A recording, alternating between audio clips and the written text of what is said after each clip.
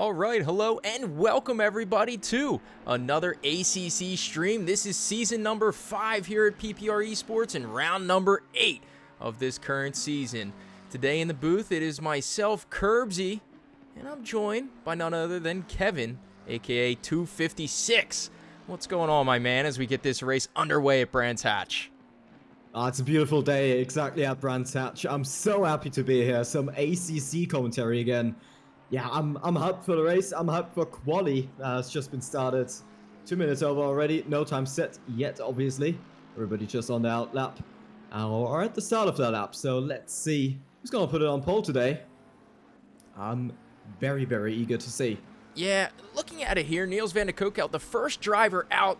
Looks like he's going to be the first driver to set a valid time here. But when I was watching qualifying earlier, I would keep an eye on every single Bentley that is in this race because they have been mighty quick here. Even the likes of Luke Walker and James Warren have been mighty quick, as may have struggled throughout the season a little bit, but on this particular circuit, when that Bentley really grips up, it can take advantage of it and really carry away some speed.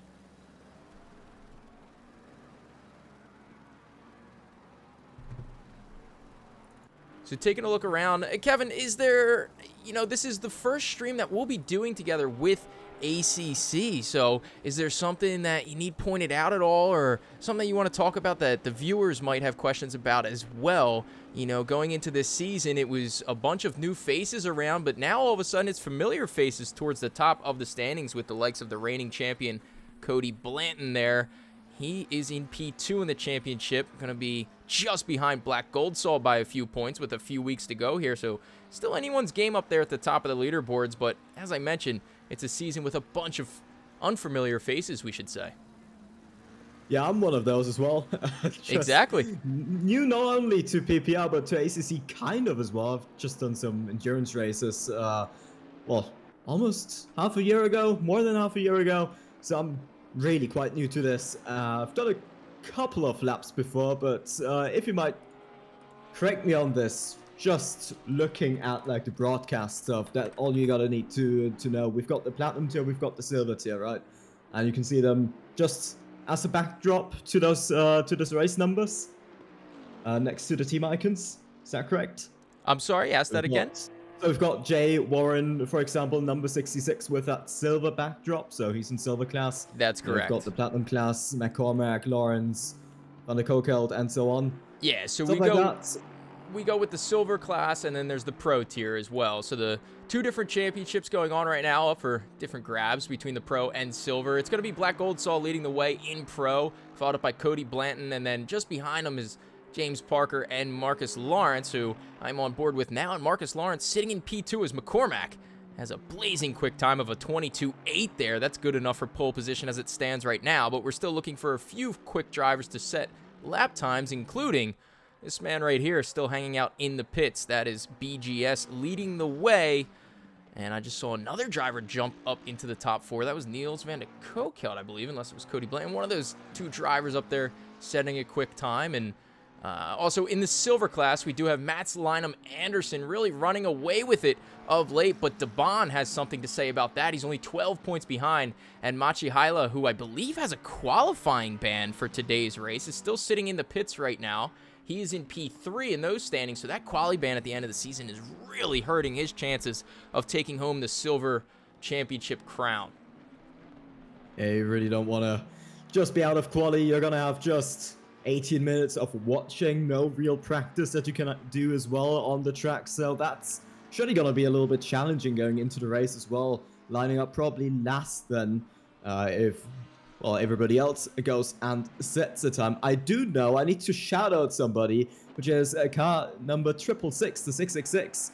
I think that's my buddy Zotax. We've been doing lots of F1 together, and he joined this race for the very first time. He's gone with the McLaren here. Quite interesting gold livery as well. So that's very interesting. He's just gone out of the pits for the very first time in PPR here, just letting everybody through.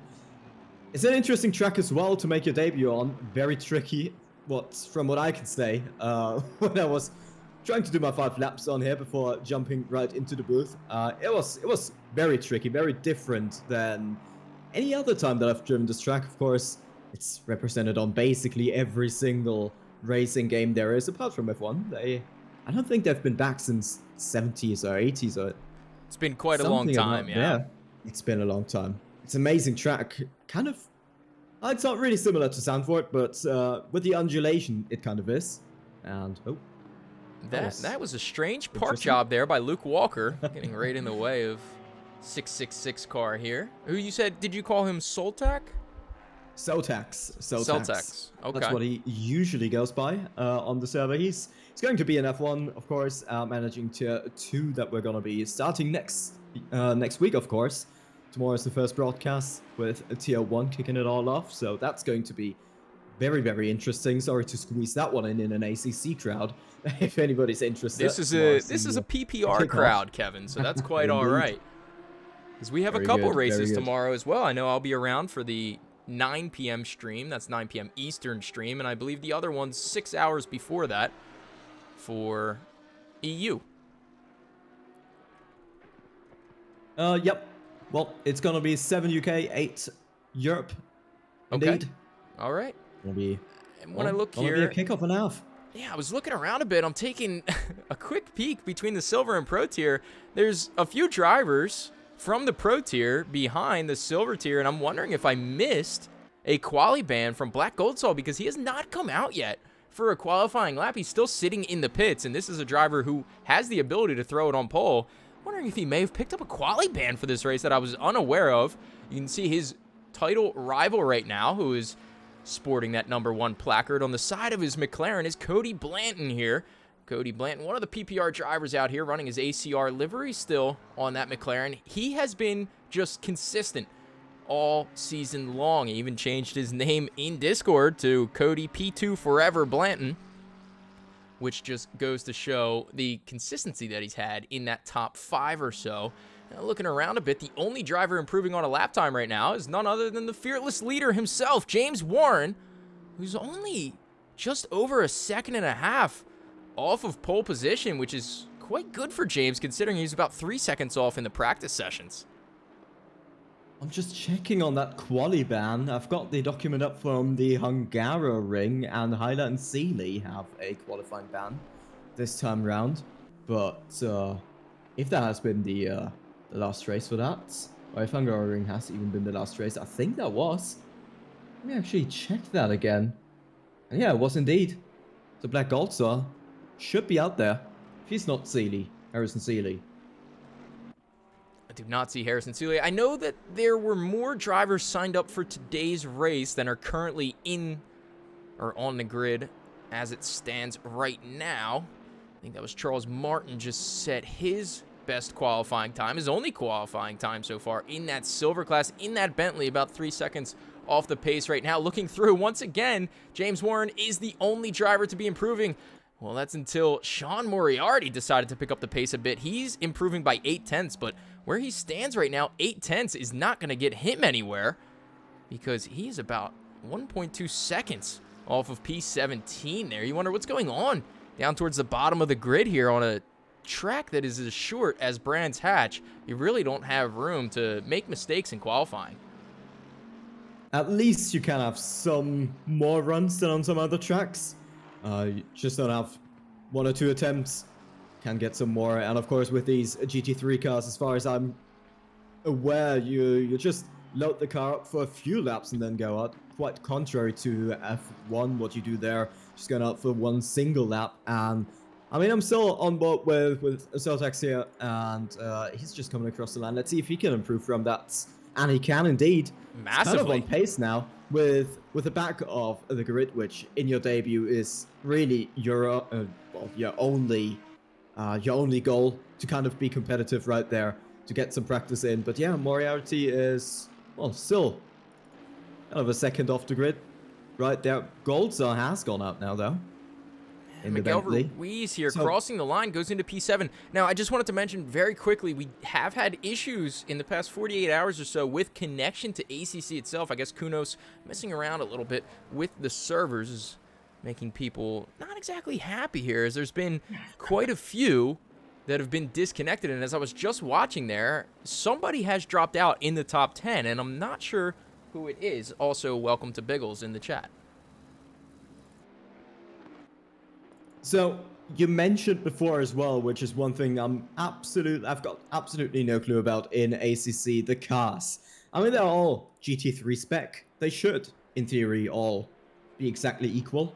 But of course, there are differences. I know. I think it's the Mercedes that's really bloody quick on a straight line. And you mentioned the Bentley is really, really good around here. What makes the Bentley so good around here?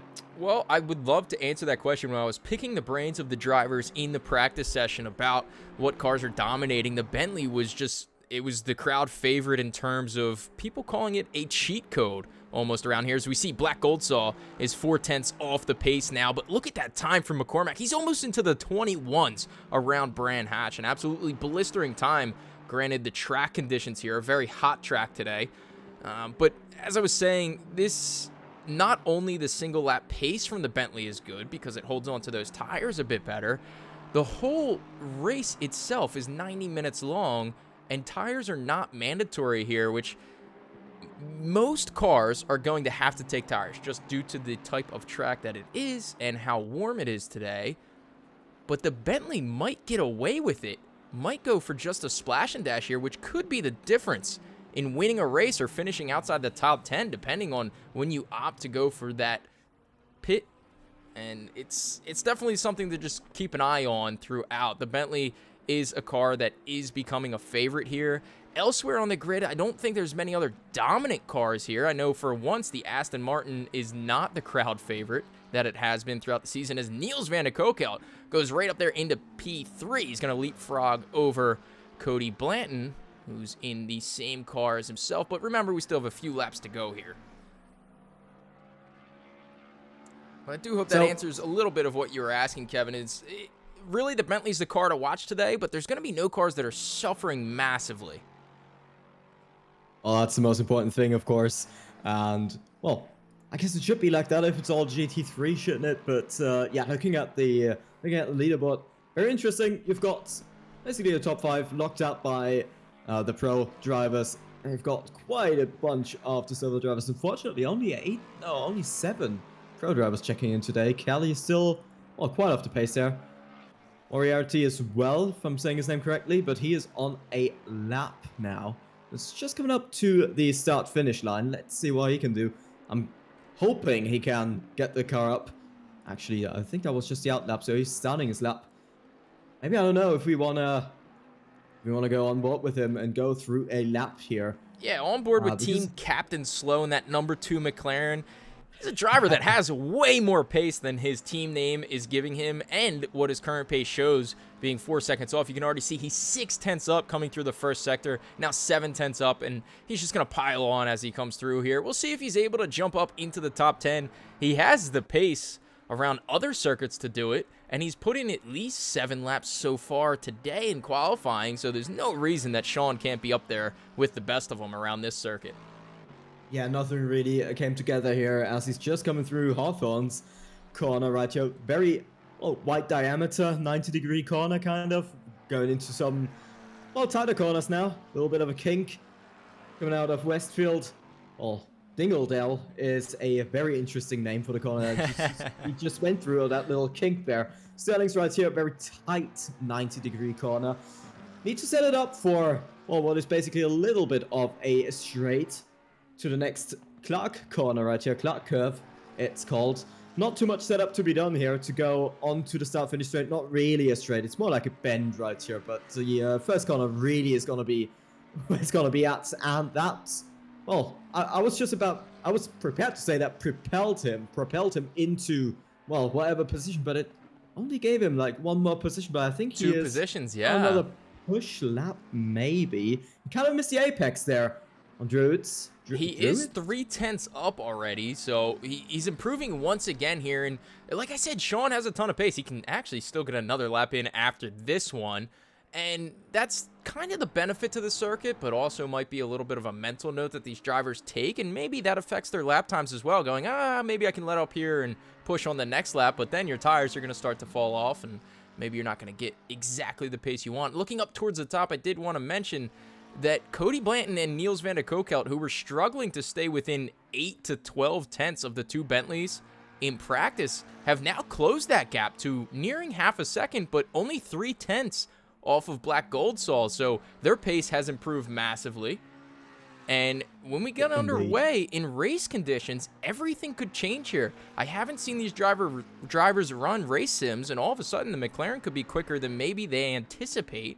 As Sean Moriarty rounding the final corner here, he's 7 tenths up on his time right now. This could propel him into the top 6 if he really pushes hard here. Sean Moriarty, he's going to cross the line now and goes into P12. He just needed 2 more tenths to squeak out, and he would have gotten quite a few more positions, as there's that giant gap there in the P8 to P7 margin. But still a good lap from Sean to jump up to P12, but I think James is going to have something to say about it now. As I switch over to him, take a look at this, Kevin, from James Warren. He's improving on his lap time right now, and look how bunched up they are in the next 5 positions. He could really jump up the leaderboard here. Yeah, absolutely. I'm very keen on what he can do. Black Gold Sol as well is on a lap right now. He's just coming through the second sector, but off track right there. So he's gone into the grass just a little bit. That might be very, very costly. He'll not make it around for another lap for sure. With James, I'm very keen to see where he's going to come out just through the final corner right now. Fortunately, not seeing any sector splits for him at the moment. That's right. He's 3 tenths up. Crosses. That is P8. That looks very good. Not the silver pole that he surely would have wanted, but Walker is on that one right now and seems to be quite happy. He is sitting in the pits. Anderson, though, the championship leader, as you said earlier, he is still up for some improvements here. P7 at the moment. Can he snatch that silver pole away? Well, we'll have to wait and see, as I'm just on board with him. Fortunately, no sector splits really showing up on the dashboard.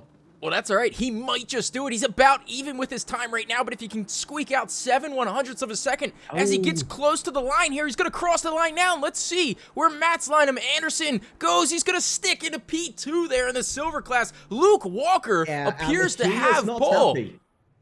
He is not happy at all, because when I was running on board with him through the final corner, he got out just that little bit too wide. 2 tires on the grass. And that's basically your lap gone right at that stage. The Bond right here, now also coming through the final corner. He is 1.6 seconds down on the pole time. He's 3 tenths down on silver pole. Where can he stick it? Can he get an improvement? He cannot really. It's P9 for him. I think that is qualifying over. Session has ended for all of them. That is qualifying. We'll be right back with the results. Stand by for just a moment.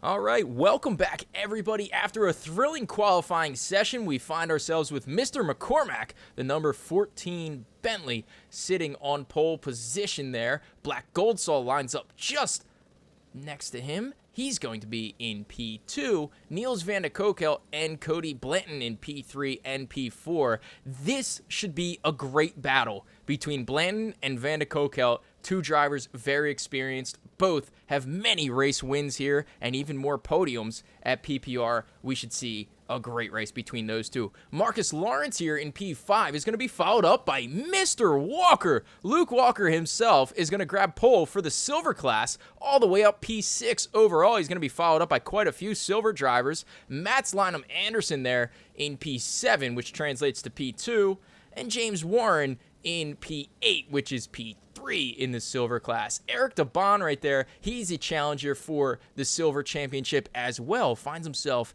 in P9. Now, Charles Martin is going to be in P10 here, and just outside there is Miguel Ruiz and Yannick Valenduc.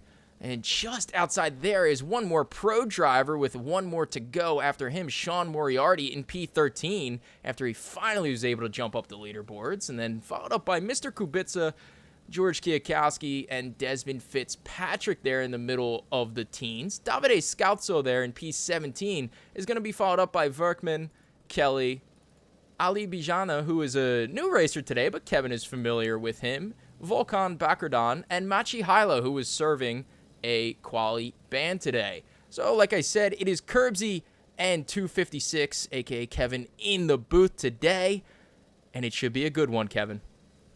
Oh, it will be. I'm absolutely anxious at the start because that's turn 1 going downhill. You really do not see where the corner is going, and I'm sure it won't be a problem for McCormack and Goldsall. Maybe that's foreshadowing as well. We haven't seen the race yet, obviously. This is all live, and 30 seconds is the countdown. And then the second corner, Druids, really not, well, too much better. A really, really tight corner right there. Little bit of space for all of these drivers to, well, kind of go side by side. We just see them popping in somehow. Did you see them falling down from the... Yeah, they like to do a bit of wheelies before the race and just experiment with the suspension a bit. But yeah, that start's surely going to be very, very hectic. I'm expecting some little bit of carnage behind, maybe. Well, of course, I don't want to say that these guys are unclean or anything, but it's really easy to do if you have such a challenging circuit with such undulation that you have right here down Paddock Hill Bend, as they have pulled away now for the flying start. Do you want to take over that? Yeah, so as we get underway here, it's going to be McCormack and Black Goldsall there trying to get underway quickly. They're really going to have to hold off the McLarens early on because I know those McLarens want the track position early, as does anyone, but it is so important for them to get in front of the Bentleys because after a few laps, those Bentleys are really going to run away with it. It's going to be up to McCormack to take them away here once we have the green flag conditions underway, and that will be in just a moment here as we have 90 minutes to go here at Brands Hatch, and it looks like that green flag is going to be dropping just about now. Black Goldsall with a good run there. It's going to be Cody Blanton really falling out to Niels van de Kook out there in P4. McCormack's going to take P1, but look at Black Goldsall sneaking up the inside with a little bit of a switchover, gets the overtake done in the first corner. What an overtake by him, and as I'm looking further back, it looks like all is standard there, but it looks like James Warren is actually moving up and past Luke Walker, who has dropped down a position, and James Warren up 2 finds himself leading the silver class there. What a start to this race. That was absolutely beautiful, that switchback from Goldsall, anticipating the error from McCormack. He saw that he was going to run out wide by whatever he's done. I mean, we're in the helicam. Stuff's looking very, very different. On board is Lawrence now, having a little bit of a look outside on Blanton right there. It's not going to go for it. Compromised the line of Blanton, though, as he had to defend from that Aston that's been chasing him down, and he's not letting up, both running over the grass. Very, well, trying to be tidy, trying to keep it in the track limits. Of course, there's not much grip outside on the grass, so not much advantage of running wide right here. So you would have, like, on France, for example, but it has been a very, very calm start for everybody, which is very, very good news. Going down the order, yeah, looking very calm. No big battles going on, apart from Blanton versus Lawrence, the 29 car versus the number 1 car. That Aston with some top speed advantage, as much as I saw on the start-finish line right there. But Blanton keeps it under control as well, and his McLaren looking good so far. And this will surely be lining up for a very, very good race. Oh, look here, a moment. It's going to be Verkman. He's defending now from Scalzo and from the Lamborghini of Kelly. They are all over the rear of the 444 Audi there, who just manages to accelerate away. He almost lost 3 positions. He holds on to 1 for now. What a battle that was heating up for a little bit there. As this race still in the early stages, and Cody Blanton defending from Marcus Lawrence still. You'd expect him to try and pull away here. McCormack trying to get towed along there by Black Gold Sol for P1 and P2. Niels van de Kokel trying his best to hold out onto those top 2 runners, but I'll tell you what, if he's not careful, he's really going to lose out pace. But Cody Blanton even more so. If he doesn't get away from Marcus Lawrence, he's going to be defending for the rest of this race. Down the order a bit, Machi Hyla has moved up 2 positions as Valenduke has had an absolutely terrible first couple of laps. He finds himself about 10 seconds off the pace right now.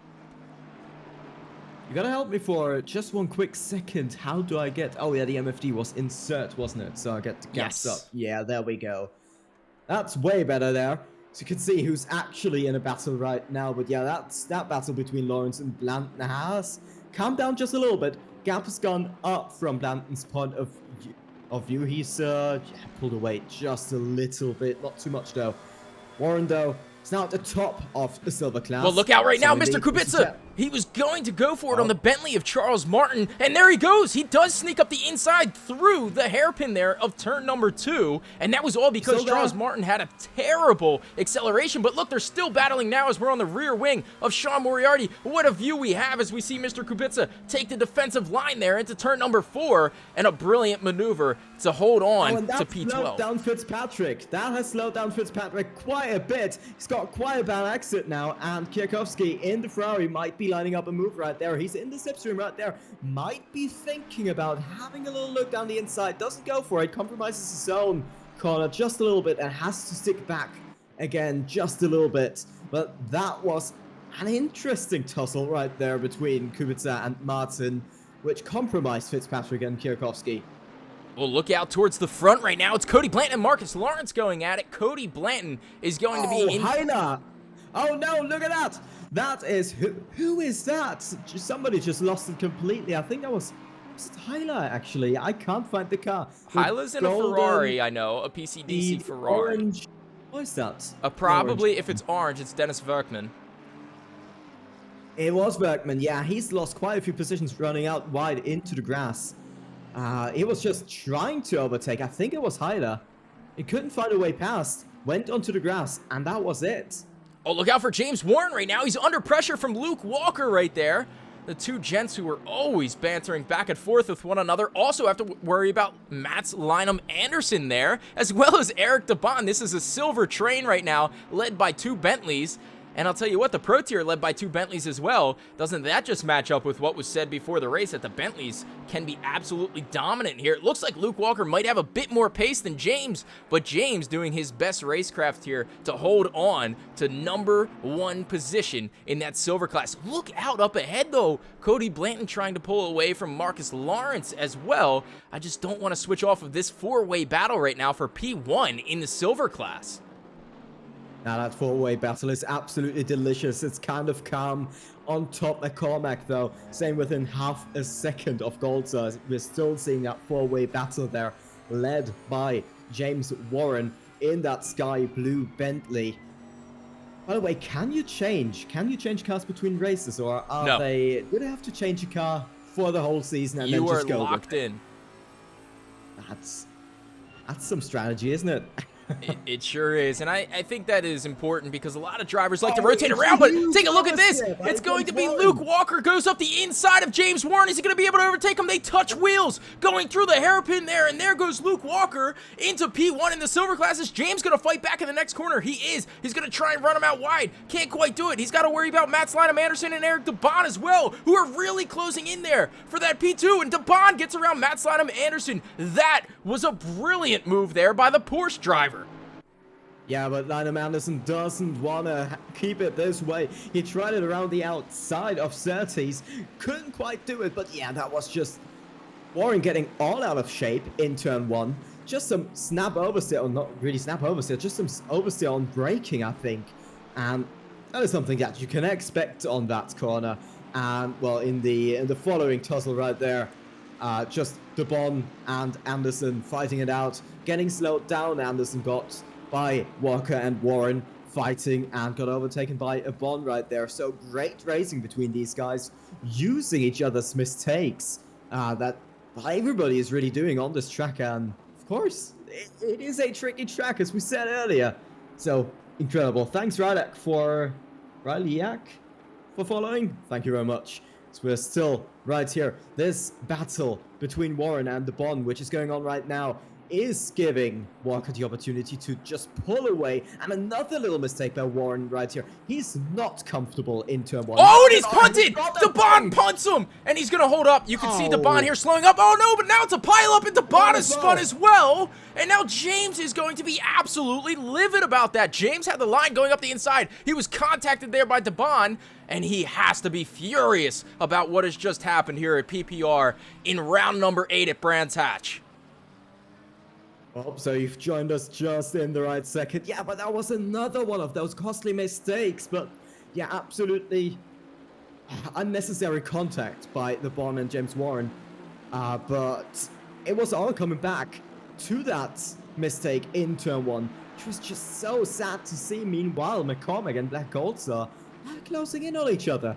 So McCormack getting more and more of that precious slipstream. I do just want to mention very quickly, not to cut you off, that DaBurls has given the position back to James Warren, acknowledging that it was a mistake on his end. And now James and DaBurls, they have a lot to make up now as James goes way off the track there, almost into the wall. James Warren is going to be absolutely livid after this. He completely lost it himself there, must have some damage, and maybe, if he is, he'll hop in the booth with us. I would love to hear some raging from James Warren. Yeah, he is absolutely done. I think he's just teleported back to the pits. He's disconnected from the server outright. So he's had enough. Now, wait a minute. I don't know what happened, but... Take a look at this. Out of all of this, Sean Moriarty has moved up to P6, Mr. Kurbssy in P7, and Luke Walker in P5 in this race. After all of that disaster, Kevin, we've been treated to quite a fun first 10 minutes here. What's happened to Blanton? Was he involved in that pileup? He surely wasn't. That is why... He's down in P16. He hasn't done a pit stop yet. I completely missed that. He just did a 140.0 on the last lap. Let's take a look. Sorry, we were so caught up in that massive action that was going on. You're right, Kevin. Thanks for bringing that up. We've completely missed it. It doesn't look like any damage is very evident on that car. The McLaren of Cody Blanton, who really needs to hold on to Black Goldsaw to be able to come away with the championship this season. Black Goldsaw, like I said, is leading the championship, but Cody Blanton not far behind there in P2, but now in P16 at Brands Hatch. This is not what we had anticipated. Yeah, that doesn't make it any easier. It's... what is it? 23 points between them. What's the point system anyway? It is, I believe, 40 points for a win and then 6 points less. Oh, that's a battle and that's some contact. Who's Where that was around? that? I'm sorry. Another one's around. Oh, it's massive. And that is Martin. Martin around. Hylas in the grass as well. Well, you know, that's just what happens, isn't it, Kevin? When you get these very quick drivers involved with drivers who might be about a second slower a lap, they're taking different lines and expecting them to maybe break at different points. That could be a factor into any of the collisions had here today. And I know Cody was involved in that. It looks like he got away scot-free once again here, but he's still P14 way off of where he needs to be right now. And look at this train being held up by, let's say, all the way up to Mats Lynham Anderson in P6, down to about David Kelly in P11.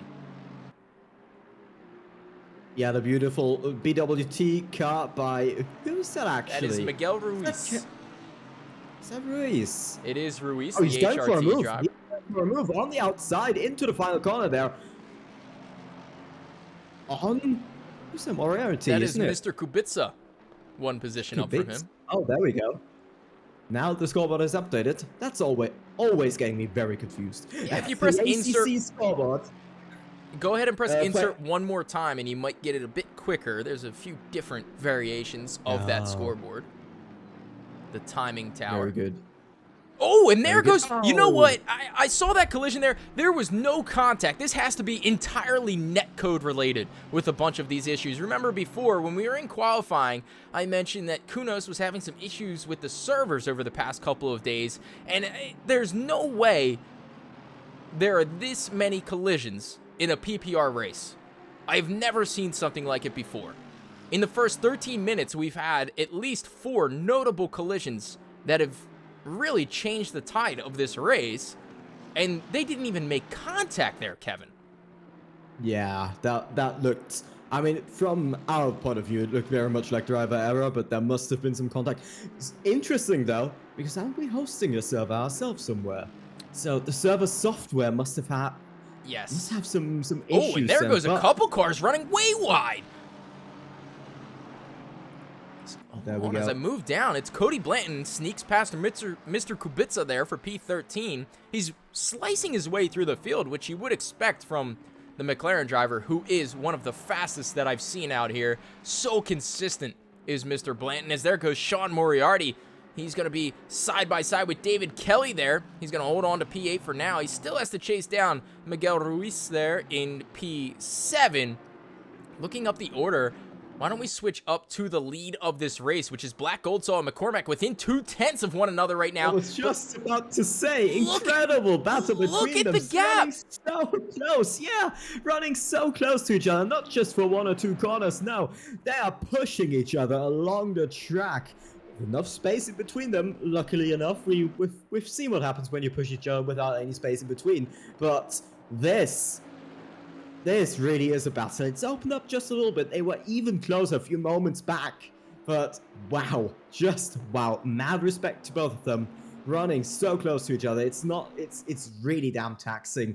And actually, has it already been 45 minutes in the race, or is it 1 hour 30?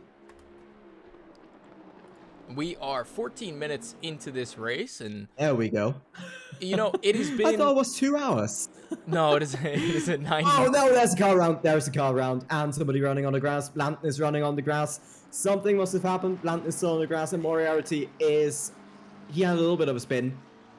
Yeah, Blanton's lost 2 positions there. Was he avoiding collision with another driver once again? Is Blanton just getting tied up again after watching him in the 12 hours of Kyalami yesterday put on by the sim grid? Cody Blanton has not had his best 2 days. He was furious yesterday with the setup of the car in the sim grid 12-hour endurance race, and now he's back here in the McLaren at Brands Hatch. He didn't want to drive the McLaren around here. He's stuck in it. Oh, but wait, hold on. We have Davide Scalzo and Eric DeBon making contact there into the first corner, and they are both going to spin out. Charles Martin sneaks through with... And actually, Scalzo gets through cleanly as well. DeBon, who had an early collision there with James Warren, just said Alt F4, and he is done. Yeah, I wonder where he went on my timing stream, but yeah, that's didn't see the collision. But his race was compromised anyways. So that's just insult to injury. It sure is here. I'm actually trying to see if we can maybe sneak in a couple guest interviews while we still have this battle going on for P1 right now between Black Goldsaw and McCormack. And this is exactly what we expected. It almost looks like 2 different classes right now because you see Niels van der Kolk out right here in P3. Well, he has Marcus Lawrence behind him. And then take a look down. It really just opens up all the way down until about P7 with Miguel Ruiz is where they start piling back in again. So the pace difference right now is astronomical. The fastest lap of the top 4 drivers is well into the 23s. McCormack himself has gotten into the 22s on race pace. Everyone else in the 24s or 25s. Valuable stats right there. And yeah, I mean, there is definitely some action still coming when you have Pro class and Silver class mixed up. I mean, Blanton's now running pretty close. I think he just overtook Fitzpatrick there. Because they were running together, Moriarty and Blanton, but there is a little bit of a gap down to the McLaren. And Fitzpatrick looked like he just let Blanton through. Blanton number 1 in 12th place. He's running up there. had some kind of issue earlier that we didn't quite catch. So Yeah. maybe I'll go onto the replay on my own screen, and then I'll have a look what's happened Yeah, I'll to tell him. you It's what, quite good Kevin, on seeing what. if you want to do that, I can take over for a moment with the major play-by-play Go here. ahead. If you want to find that, and we can just toss around the grid a little bit and take a look at different drivers. If you're new here to PPRs, I know we have at least a couple new followers today. Black Gold Saw is the only driver on the grid racing on a gamepad, meaning he's using, I believe it's an Xbox One controller to operate his car here. Meanwhile, you have other drivers on Simucubes or Fanatec's, thousands of dollars spent on setups here, and Black Gold Saw sitting at his computer chair is driving with a $60 gamepad. So Black Gold Saw really showing that it is down to knowing the car, the track, and your setup yourself to really set the best times. And it's a little bit of an inspiration. It shows that you can be quick. Don't listen to what the setups tell you. You know, just because it's the nice new thing out there, it might not be the fastest thing out there. Although McCormack there in the Bentley is giving him a run for his money. He's really pushing him along, but Black Gold Saw doing a brilliant job at defense here. Going into the first corner once again, it's the two Bentleys, and it's almost a mirror image, although McCormack runs way wide into the sand is McCormack, and that, I was going to say, would put him under pressure from Niels, but not quite, as Niels is too far behind. That did cool down the tires from McCormack, so he might need a few corners to really get them back up to temperature, but until then, he's going to have to hang tight. There goes Cody Blanton getting around Mr. Kurbssy there. Cody Blanton up into P11. That's for the second time today into that position, as Cody was all the way in the top 4, really fighting up there with Niels and Marcus Lawrence. Had an unknown error that Kevin's working on, finding out what exactly that was at the moment. Dennis Verkman under pressure from Machihaila there. Machihaila has been one of the greatest hot lappers in the silver class. And Kevin, it sounds like you may have seen something, as here goes Machihaila up the inside of Verkman there. He's going to have the overtake done. Will Verkman work it back? He can't quite. So I'll toss it over to you, Kevin, if you found out what exactly happened.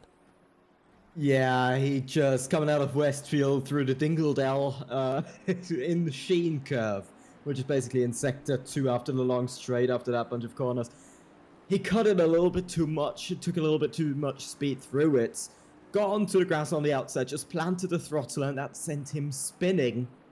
And that was his error. That cost him quite a lot.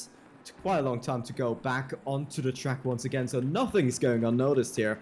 No errors from the drivers, but no really good moves as well, hopefully. But yeah, that was just one of those things from Blanton. Unfortunate, but he is making his way up the grid again. He's gone past Fitzpatrick, he's gone past Kurbssy, and he's now right on the rear of the Ferrari of Kwiatkowski, so he will surely be making the moves into the top 10. And then upcoming moves as well was Kelly in the Lamborghini as well. Very, very close on Ruiz in that very, very pink Mercedes. That's, well, I haven't said for a quite long time because we don't have a pink Mercedes on the grid in F1 anymore. But this is an actual pink Mercedes. No Aston, no Racing Point, whatever that is. I haven't even downloaded F1 yet, and I'm supposed to broadcast a race tomorrow. I guess I should download it and figure out all the team names. Although I do obviously watch it in real life, it's going to be quite the difference looking at the leaderboard there with the different colors going on and everything. I did just want to ask you real quick, since you watched that, Kevin, was there any damage that you saw picked up by Cody? No, just clean spin on the track, okay. No damage. Oh, and there he goes. Looks like he's going to have an overtake on Kwiatkowski right here. And what a brilliant move that was from Cody Blanton. It shows why he's the reigning champion here at PPR. He's going to have to fight off the Ferrari around the outside, and he does manage to hold on to that position. That was a brilliant overtake from Mr. Blanton there, the #1 placard McLaren. I also saw in chat, that made me chuckle a bit, the aim assist for Black Gold Saw. Yes. That's right. He has a bit of aim assist going on with the gamepad there. That's why he's up in P1 by 3 seconds on the mighty quick McCormack. I can't believe racing on such a cheap wheel. Or was it gamepad? Gamepad, yeah. It's just, yeah, gamepad. Wow. I always struggle in normal Assetto Corsa on a gamepad. I'm quicker on a gamepad as well, but doing that. I don't know why. We do have Kelly going past Ruse now. Sorry to interrupt you there, but that is the Lamborghini now on top.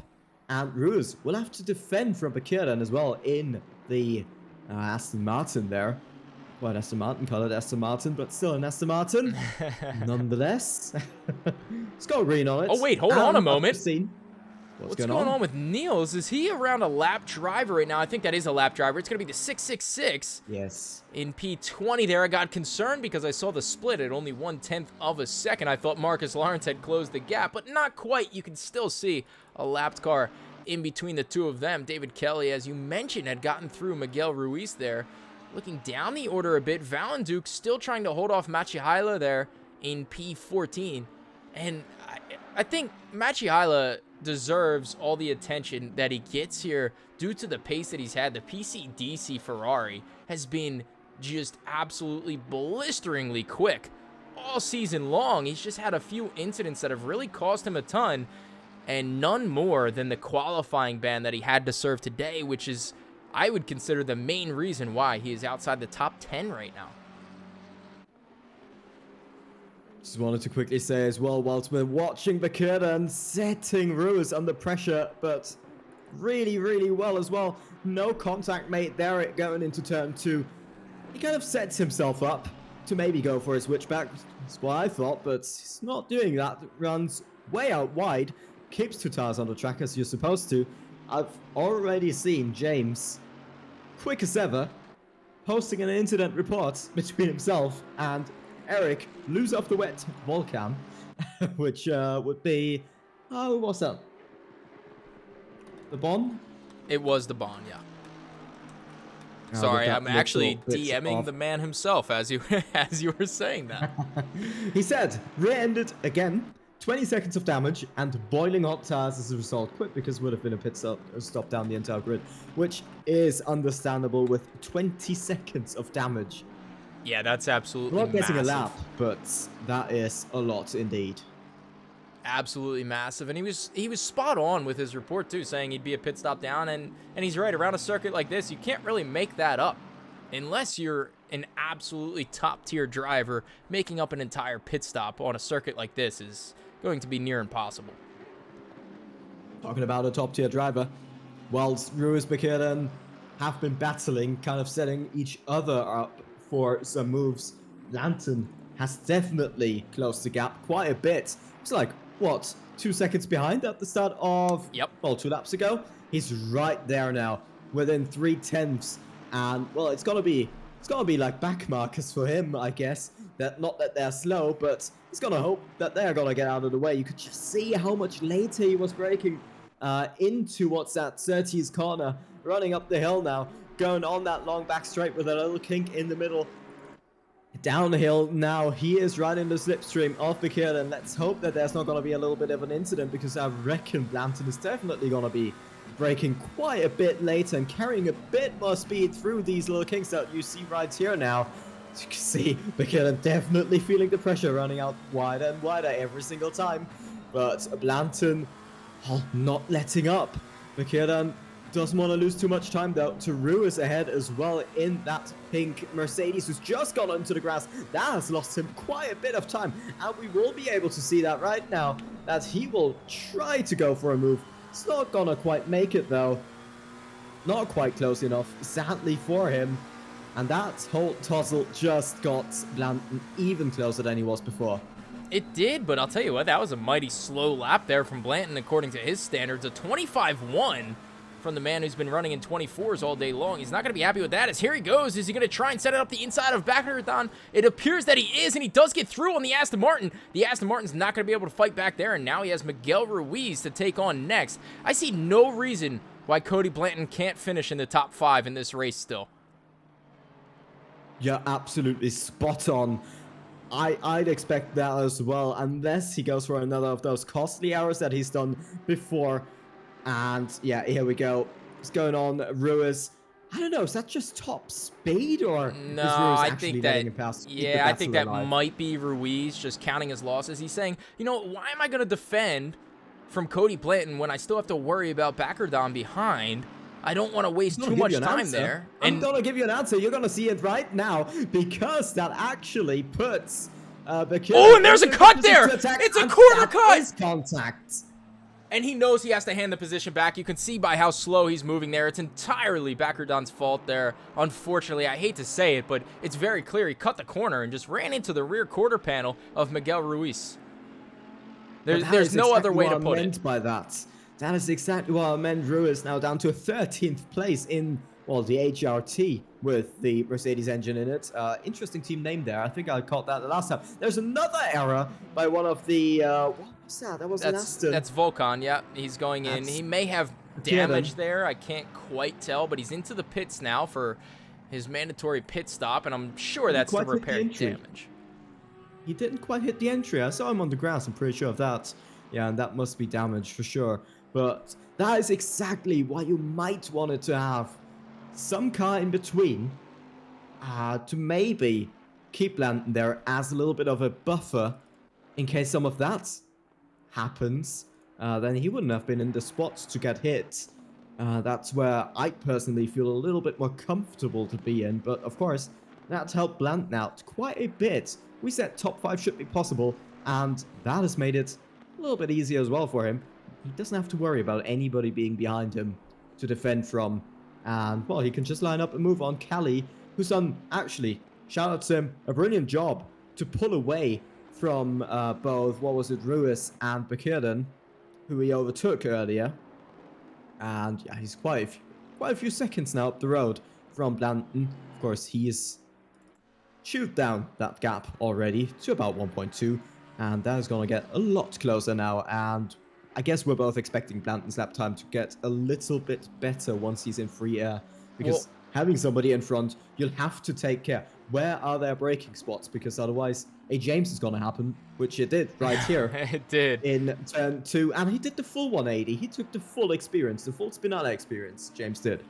He sure did. I was just messaging him, and he's a bit upset, but it happens in league racing. I mean, you're going to see that every once in a while. And like I said, I'd love to watch it back and see if maybe a bit of netcode had to do, because that bouncing just did not make sense. You figure these cars are built to have a little bit of contact occur throughout the race without a giant spin, and that just seemed like slight contact for such a massive spin. And as I was taking a look here, we were just mentioning the Cody Blanton and David Kelly battle, which is really closing in now. And when I'm looking at the lap times, Cody Blanton has been 9/10 quicker every single lap. So Cody Blanton should get past in no time here, just needs to find the right opportunity to do so without sacrificing his own pace and race. Also looking back at the top, Goldstar and McCormack, that gap has not gone down at all, really. It's gone up even in the last sector split by a 1/10. And I think, here we go, that is Blanton on Kelly, isn't it? There we go. Blanton's passed. Just across the start finish. But yeah, 4 seconds between Goldstar and Oh, and he's drifting through there. A little bit of Fast and the Furious. Look back. He is on the outside there. No real chance to get past, though. It's the longer way. You really don't really want to be there. But yeah, McCormack, Goldstar, we saw them run super close. 2/10, under 2/10 to each other. Like, I don't know, what was it? 5 or 6, 7 laps ago. And quite a short lap, so might have been a little bit more. But I think that battle has calmed down. And the pro class is very much spaced out. Apart from Blanton and Kelly. But Blanton doing everything to pull away from Kelly.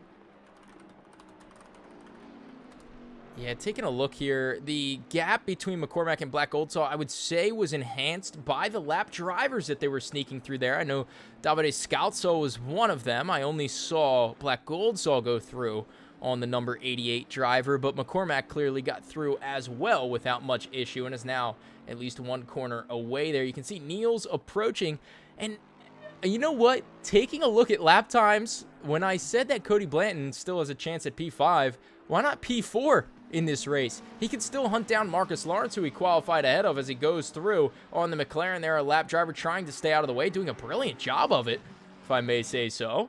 And there's Kelly getting through as well, but Looking at Blanton's lap time, it was quite a bit slower there, but remember he had that spin through, or not spin, I'm sorry, that drift through turn 1, where he's clearly going to lose a bit of traction, and maybe not the best lap due to the tires just heating up a bit there.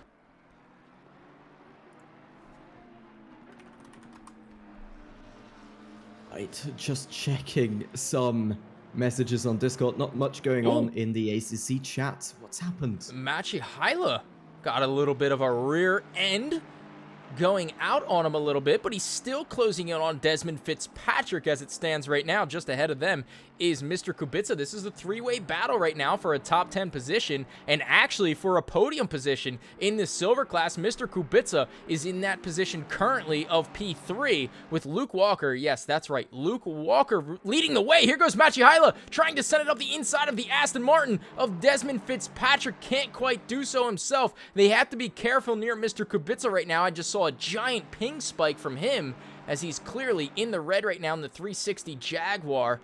And look out for him. You don't want to get near with all of the netcode issues that we've had so far today. Yeah, definitely not. But Hyla, what an exit he got from Surtees, and he is looking to repeat that once again. Right here, what's that? Sterling's corner. He's going to go down the inside. No, he's not. He's just going to wait a little bit. It says on Fitzpatrick's car, by the way, you're going to have to get me in on that inside joke. That is obviously his livery. Yes, that is another driver on the grid that he has on his car. I'm guessing he will be done by Hyla in a few seconds right here by the amount of pace that he's carrying, but he might want to back off just a little bit. He does exactly the opposite. He might want to back off a little bit to carry the speed through Surtees as he did last lap as well. Look at the gap between them. He might even go down the inside. Is he? He is certainly there. Is it enough to be entitled some space? Yeah, Fitzpatrick thinks so. And he's just, I don't want to say let him through. It wasn't a huge fight though. I think he knows he's a bit quicker, and he now can just chill out a little bit in the slipstream of Hyla right there. Maybe get, well, towed a little bit closer to Kurbssy, who still, if that is the ping bar, having atrocious ping. You don't really want to get close to him, do you? Well, with no offense intended towards these two drivers, we have more important news. Mr. McCormack, who is running P2 in this race, has opted to take his mandatory pit stop, so appears to be a 60-40 race for him. It doesn't appear that he took tires. Biana has taken a drive-through penalty now as he's 2 laps down there in P20. But as I was saying with McCormack, he has pitted. I did not expect this from a Bentley. I would truly expect the Bentleys to go nearly all the way to the end of this race, and I want to guess that he didn't take tires with how quick that pit stop was either. So this is an interesting strategy from McCormack. I'm sorry? You have to guess, right? You can't see it anywhere. I cannot see it, correct. And just with how high the temps are here, it's 40 degrees. And the Bentleys are sneaking through here. We'll see if they get through on one set. That is Fitzpatrick. That is Fitzpatrick. Out of the way already for McCormack. Ruiz getting through there as well.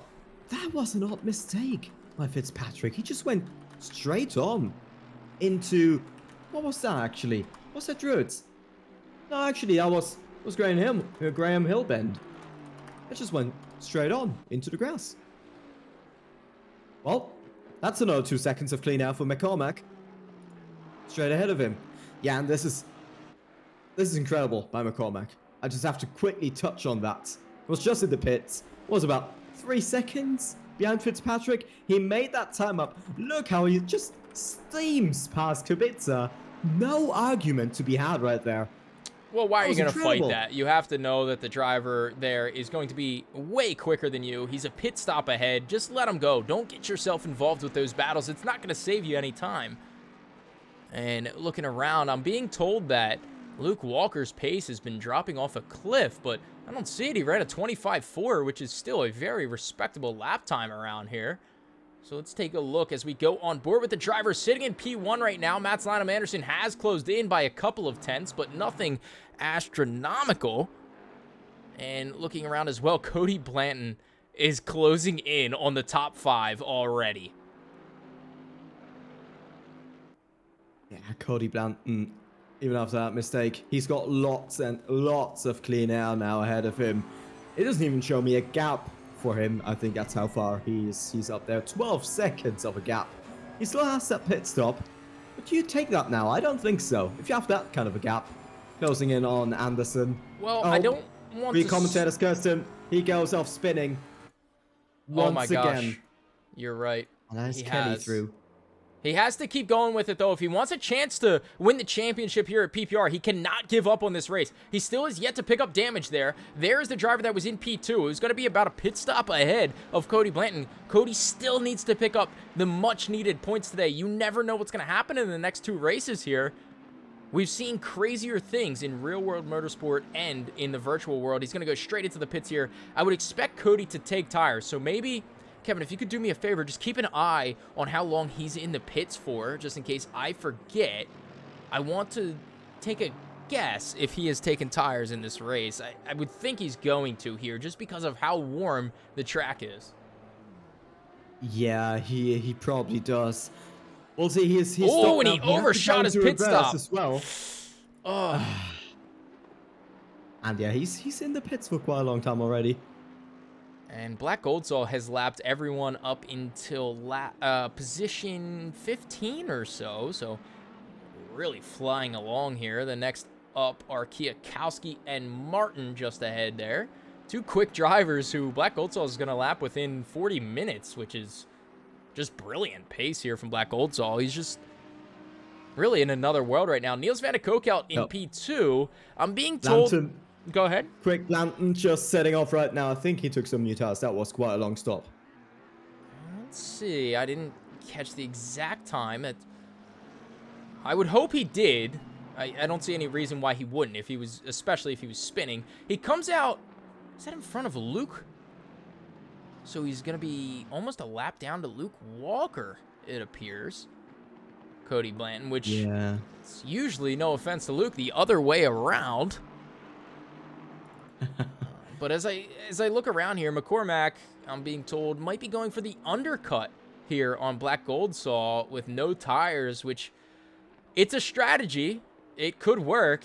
And if anyone's going to make it work, it's going to be the man who was challenging for, or actually had pole here, the quickest lap time there in qualifying, and threw him ahead of Black Goldsaw by a couple of tenths. And then Niels was just down the road there, I think 6 tenths off of pole position, but the gap is really opened up. If you look at the difference between Black Goldsaw and Niels van de Kook, it's going to be near 20 seconds or so, I believe. Let's see, as he crosses the line, we'll have a good idea. It's 19.7, so that is a giant gap in 40 minutes of racing. Yeah, and he's got quite a few cars as well between him. Everybody from Martin, Kiyakowski, Brackman, Moriarty as well, between himself and Kokelt. So even if Kokelt wants to kind of close in, there's some cars in between. And I'm not quite sure if there's like firm blue flag rules in this. No, the blue flag is not like it is in F1. You're allowed to keep your line and really race.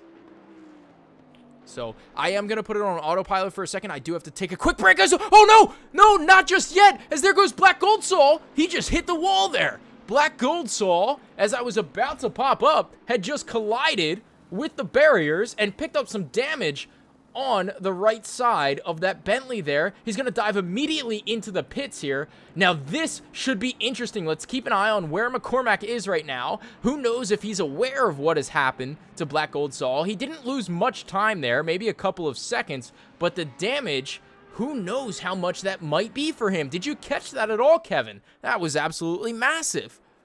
I didn't see when he got into the barriers, but I do see that that McCormack is now coming down Pilgrim's Drop right there on that long straight, just going through Hawthorns. So he is quite a bit down, almost like a full lap.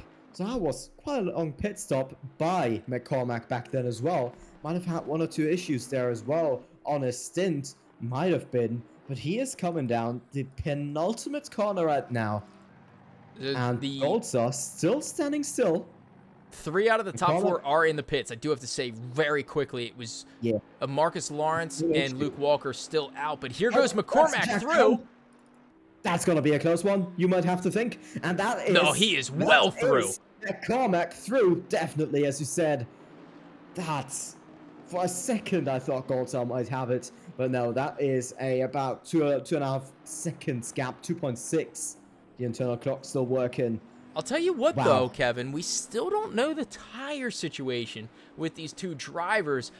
They may have had identical pit stops, which would put McCormack truly ahead here. We'll really have to keep an eye on the pace through the next couple of laps to see who is the quicker driver. As it stands right now, it seems like only a couple of seconds separate the two. If that, it is very close between the two drivers in P1 and P2, and that's almost at the halfway point, which probably is going to see many of the drivers who have not pitted so far jump into the pit box, including the race leader right now, Marcus Lawrence, has opted for a pit stop. Luke Walker, I need to see it for myself with my own eyes in the Spot the Rabbit Kurbssy Racing Nesquik Bentley. Luke Walker will be leading a race here at PPR Esports in Season 5 from the Silver class. What a masterclass it is from the man himself.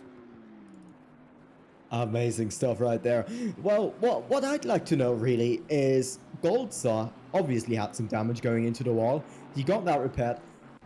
Would it not be obvious to get some new tires, or do you have a limit on how many people can work on the car at the same time? So you can't have damage repaired and tires changed at the exact same time, because if you could, that's a no-brainer, isn't it?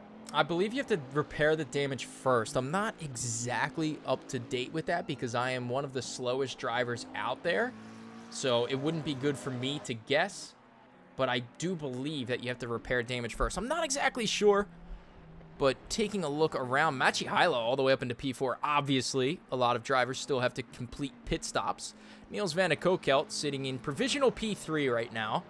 In P5 overall, he has completed his mandatory pit stop and close the gap a little bit to the drivers in front, including Black Gold Sol and McCormack there. But how about Luke Walker leading the way right now in the entire race? He's in the Bentley, and why not? Ahead of Davide Scalzo by a lap there. That's the driver just behind in the number 88. Lexus there, the only Lexus on the grid today. We're used to a few more, but obviously lost out on a few. Here goes Bakardon. He was trying to go up the inside, couldn't quite get it done. He's going to be a pit stop ahead here, so he's got to be careful when he wants to attack. Here he goes into the hairpin. Bakardon looks to have the job done, and Scalzo's got to be careful there not to debon him and almost run into the quarter panel as James Warren had experienced about 40 minutes ago now. He avoids that, and I still can't believe the first 10 minutes or 12 minutes of this race, Kevin. Absolute mayhem. It was indeed. Lots of contact, and that has surely shuffled the grid together. Two costly mistakes by Blanton as well. We have to mention for anybody who is new, if anybody knows the current rules and regulations as well in chats, keep them coming at us.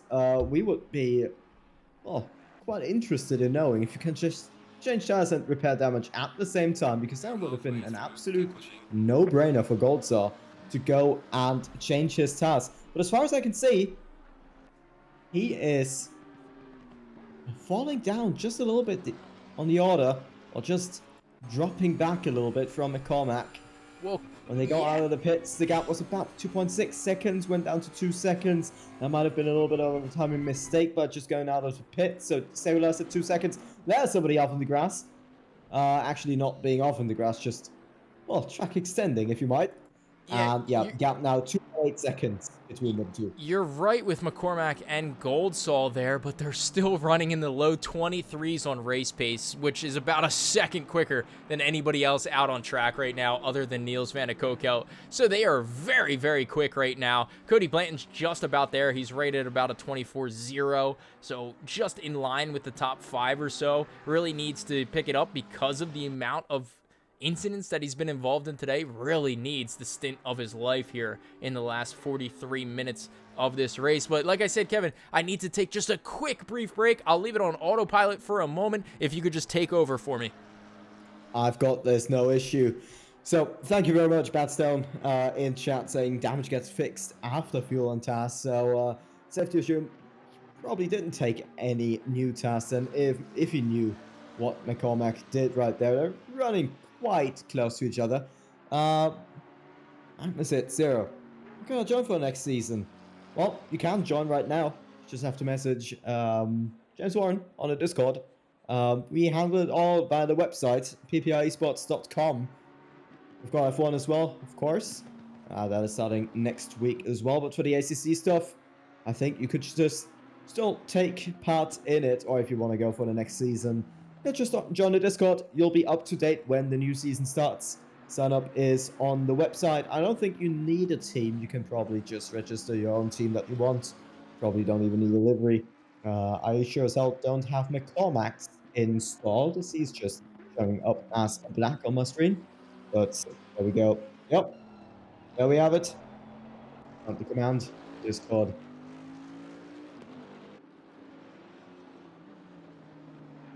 Righty. Oriarty is in the pits as well, going green on his mandatory pit stop that he has to do. No tire change is needed, and he's sitting in there for quite a little bit of time. I'm going to check. Actually spectating. I think he's on Goldstar's car and have control of the cameras at the moment. That is P3. Trying to hunt down McCormack. And he has started to do that indeed. 2.4 seconds is the gap. Was 2.8 just a while ago.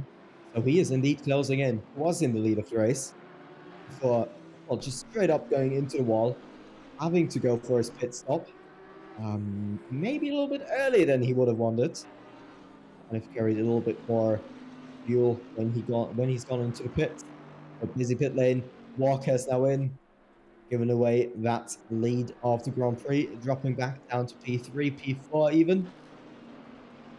And probably going to resume his racing in P5. He was earlier as well. Standstill. Quite a big gap between the cars today. 7 of the pro drivers showing up.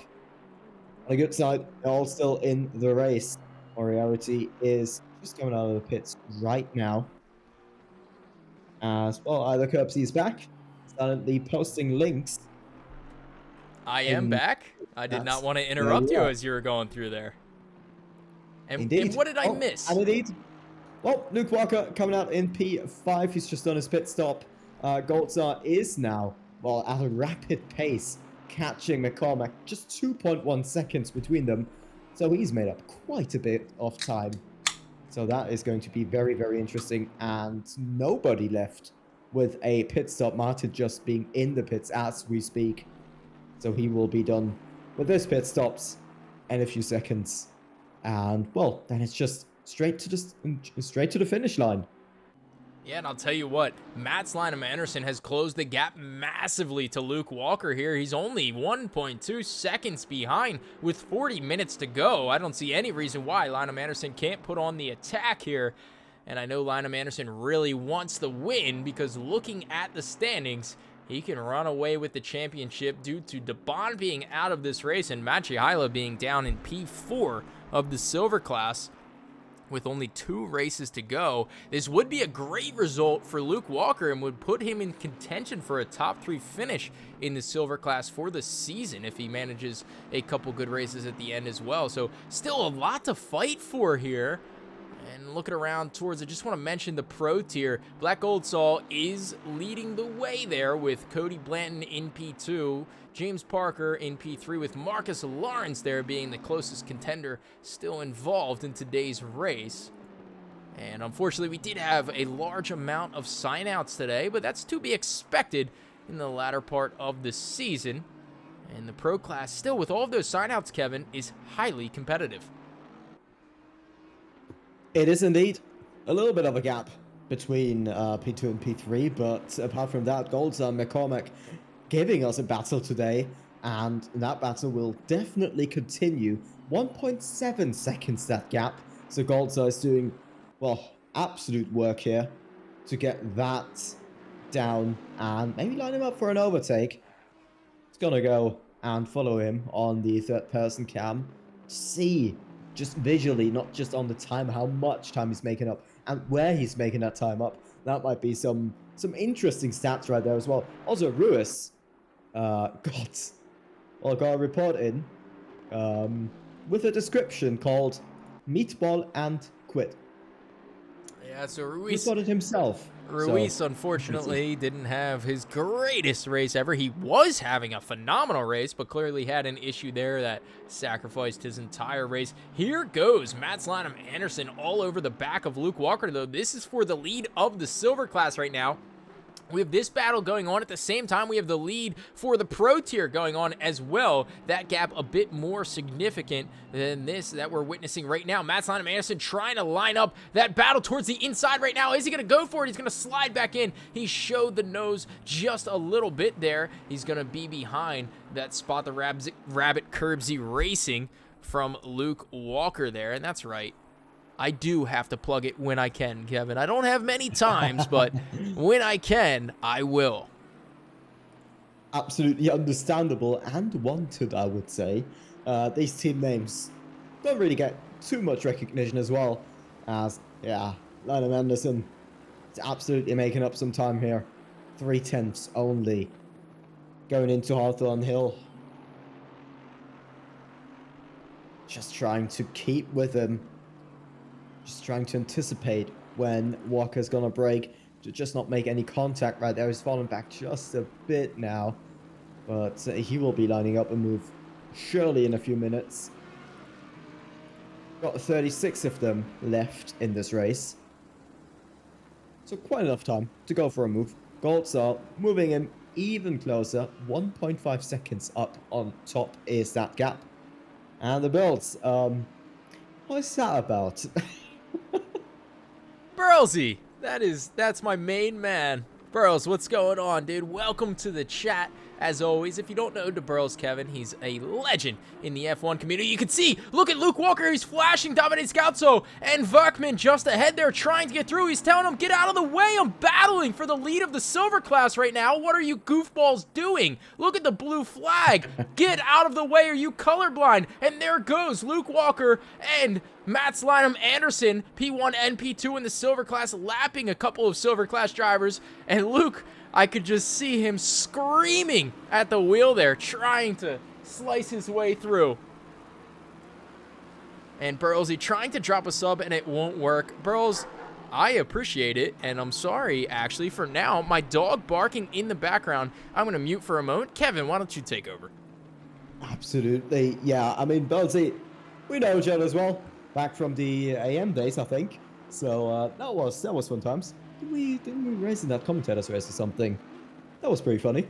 So yeah, great to have you here. I think then we do a commentary for Asia as well. So that was pretty cool. So we're still spectating that battle right here. Lanham Anderson and Walker. That has, well, cost Lanham Anderson just a little bit of time there on him. Goldstar is within a second now, though. So that is what I want to have a look at right now. Goldstar P2 under a second, that gap. It is closing in indeed. Yeah, there's that battle there that you were just mentioning between McCormack and Black Goldsaw. I see Burlsy saying it's been a long time. Yeah, it sure has. I've been out of the game a little bit too. Only been here for the ACC days, but what a time to join back. As starting this week, we have Formula One coming back as of tomorrow. I believe 3 p.m. Eastern will be our first stream, followed up by a couple more after that. And throughout the week, we have a stream just about every day with some new drivers and some familiar faces alike, as we did have that giant merger going on throughout the summer break. But now that we're back, Kevin, it should be good fun. Yeah, I think it's actually 2 p.m. Eastern. Oh, is it 2 p.m.? Apologies. 3 p.m., right? This was 3 p.m. today. Eastern, right? Yes, this was 3 p.m. Yes. Okay, yeah, then it's going to be 2 p.m. Tuesdays is going to be 2 p.m. Eastern as well. And Wednesday is going to be 3 p.m. Eastern. And, yep, Thursday back to 2 p.m. Eastern. Yes, and Apologies it for is that. me, Kurbssy, the 250. It's going to be amazing. I'll be in the booth tomorrow again with your Biggles for Tier 1. So definitely tune in there. That's going to be absolutely amazing to kick off PPR's first F1 season in EU on the PC side. Season 5 overall. It's going to be absolutely amazing. I cannot wait. And I'll tell you who else absolutely cannot wait. That is Goldsaw. Half a second now. Yeah, Goldsaw really closing in the gap right now with it's now right around that half-second mark. As you mentioned, taking a look at the lap times, he was 0.3 quicker on the most recent lap time. He's, although, been about 0.3 slower on their best time, which tells me that McCormack has a bit more in the tank here if he really wants to try and open up a gap. He might be just pacing himself, though, with about a half hour to go in this race. The drivers have now lined themselves up with the strategies. They know what each other has to play with, and this is going to be all down to raw pace. Yeah, but Goldsaw is definitely carrying the pace through 30s, getting such a good exit. Look at how close he is to McCormack, almost touching him, going through, what's that, Hawthorns. Quite an unusual track if you're used to F1, but absolutely enjoyable. And I think Goldsaw just trying to pressure McCormack into a mistake. But if you remember earlier, McCormack was exactly this close to Goldsaw, trying to overtake him as well, but then had a little bit of a mistake, dropped back, and that was a 4 seconds gap. Then he ran wide in turn 1. Let's hope Goldsaw doesn't do the same right here, running so close to each other on such a tricky track. This is a battle that, well, definitely is going to go into the history books. Goldsaw just, well, last lap 123.6, best lap 123 flat. Yeah, McCormack definitely slowing him down if you look onto the times themselves. Yeah, absolutely. Sorry, going through a couple things right now, just to make sure everything's working properly, but they are very close. So is Luke Walker and Mats Lynham Anderson at the moment. I apologize. I still have an overlay up that I didn't mean to have up at this point in time, but you can tell that is myself and 256 in the booth today. And you know what? This has been, with only 18 drivers left, 17 really, because Sean Moriarty has opted to take a 13-lap pit stop. It's been a very fun race. It has indeed. And, well, not only at the top between Goldsaw and McCormack, but Lynham Anderson and Walker still battling away. Anderson has closed the gap right down and could just about put an A for a piece of paper in between them. Running through Druids, the hairpin, turn 2. But this battle and the battle up top is definitely going to get spicy, but we do have somebody joining in to the broadcast booth, and that is DaBurls. Yeah, I was staying doing? quiet, you know, keeping the party quiet, everybody waiting for you guys to notice that I was here. And hello, Kevin and Kevin. Yeah, welcome, Burlsy. It was perfect time for you to join because you can be our first vote in the prediction that I just tossed up. Who's going to win this race? Will it be Mr. McCormack in the Bentley or Mr. Black Goldsaw in the Bentley? The number 14 versus the number 69 car. They've been all over one another throughout this entire race. Oh, well, I tell you what, man, Goldsaw here, he's putting on the pressure. I think McCormack cracks. All right, so he thinks McCormack's going to crack, but I'll tell you what, the gamepad that BGS is driving on right now, that's right, Burlsy, if you didn't hear me correctly, Black Goldsaw driving on a gamepad, as he has been all season long, is really contending for a win here. You're telling me that's on a controller? He is on a Xbox One controller. That's props. It's insanity, isn't it, Burlsy? Props. That is props. Everybody that plays ACC knows how just troublesome this game can be with a controller, and yeah, that's no words can be said to the I guess the courage The audacity. I like audacity. I think audacity is right. But BGS, he's shown all season long, he's actually leading the way in the championship because he's shown up for just about every race this season and shown that he has the pace no matter what the circuit is in that Bentley, and he can contend with the best of them. I can see some little mistakes also now creeping in for McCormack. On the exit, oh, there's going to be an incident right ahead there. That's a spinner. Actually, who was that then? That was Scalzo. But I'm sorry, I do have to mention very quickly the battle for Luke Walker and Matt Lanham Anderson still going on, as expected. Back up to this battle up in P1 and P2. Yeah, I mean, you see some cracks forming in McCormack. Going on to grass on the outside, on the exit of the final corners. Every once in a while, he just clips a little bit too far out there. He's definitely under pressure. And that gap, well, first of all, somebody's letting them pass. Giant damage on David Kelly there. On the grass, but there we go. Yeah, this is going to be very, very interesting. How this battle is going to, well, just go out in the end.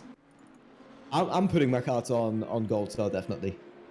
Well, you better use your prediction points to bet on that one. It's 59% towards BGS as the predictions close now, 41% towards McCormack, and there's quite a few votes up there for how many people are going to predict in this race. Now, it should be interesting because who knows, maybe Niels can come through for a win. If these two drivers really bin it, you never know what could happen.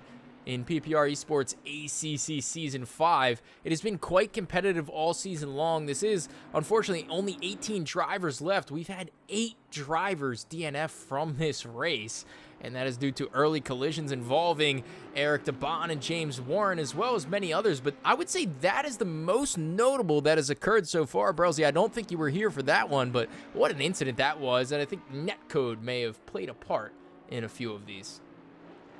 Yeah, unfortunately, I joined in a little bit late. I didn't see the notification on my phone. Normally, I'm not awake for these events, and I, apologize. Work schedule and all that. But today I joined in. Trying to drop the sub at Twitch. I don't know what's going on with that.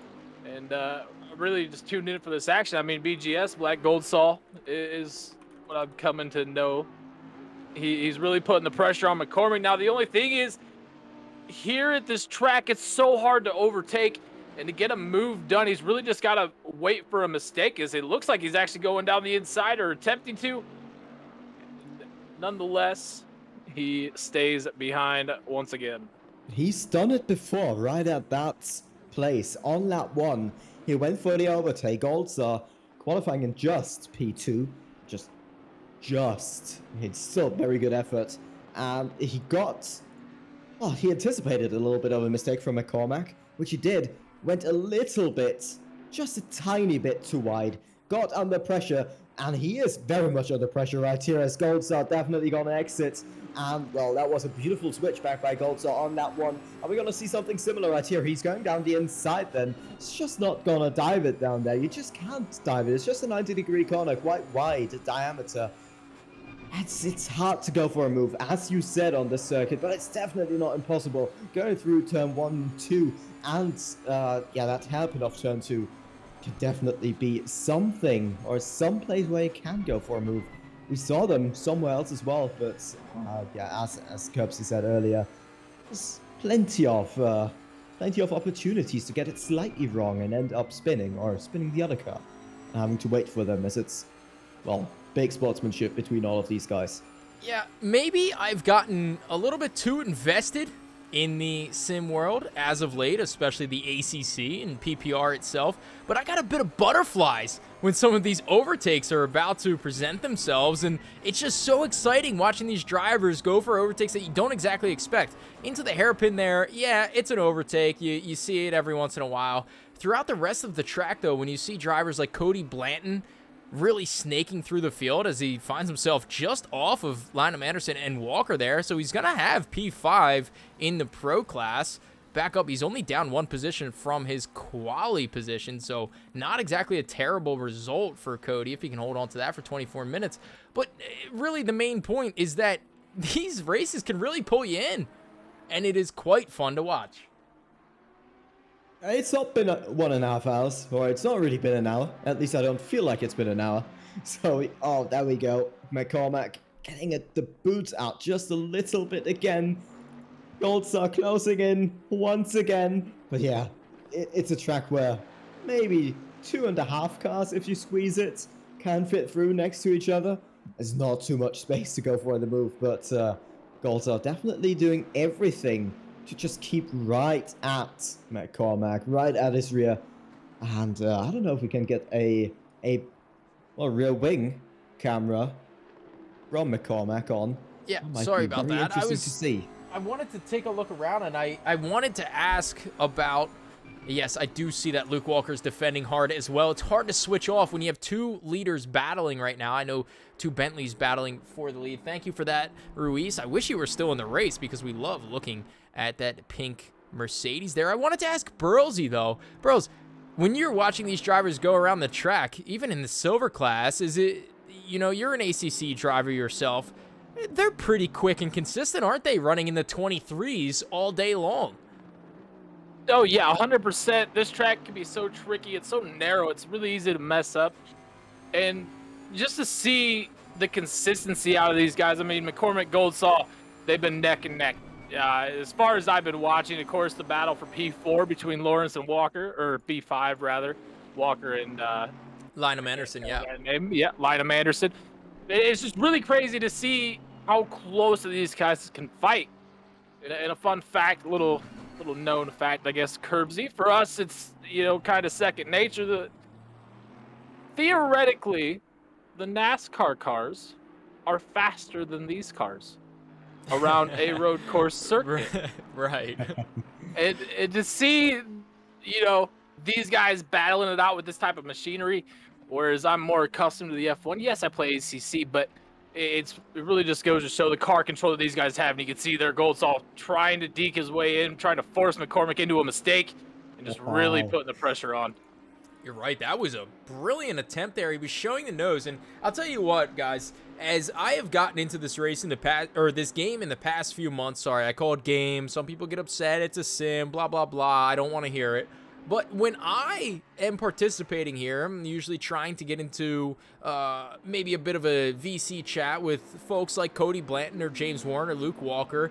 And Cody told me one of the most important things starting out is when you're attempting to go for an overtake, you really just want to show the nose. It's very basic, right? Very amateur move. But you see drivers do it in the top tier, and that's exactly what Black Goldsaw did there into the hairpin. He shows the nose going up the inside, which forces the lead driver into a defensive position, which takes him off of his line, going to compromise his lap time a bit, and maybe his bit of cornering into the next few corners. So it's just one of those things you pick up on as you drive. You don't see anything watching it from a third person perspective, but when you're driving yourself, it's something that really comes into play there.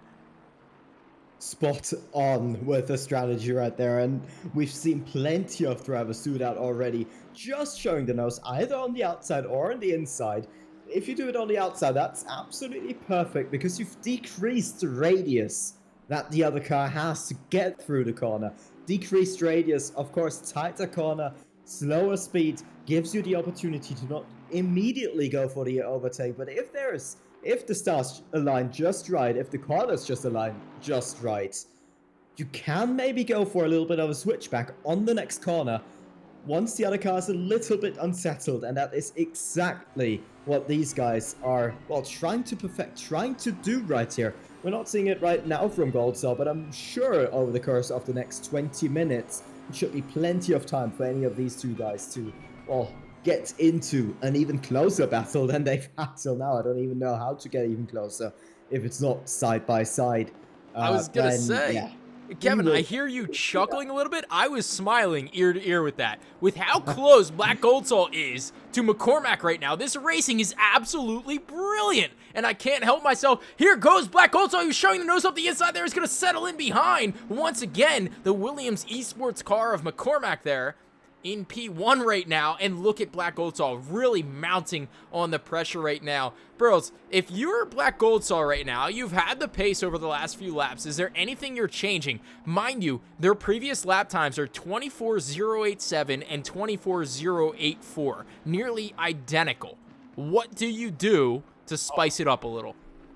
I mean, obviously, like, when the time comes down, and I expect to see this more under the 10-minute mark, I expect to see Black Goldsaw really just kind of force his way, not forcefully, put that car into different positions, try to really get McCormick just uneasy, unsettle him, get the nerves on it. He's got to protect that P1 spot.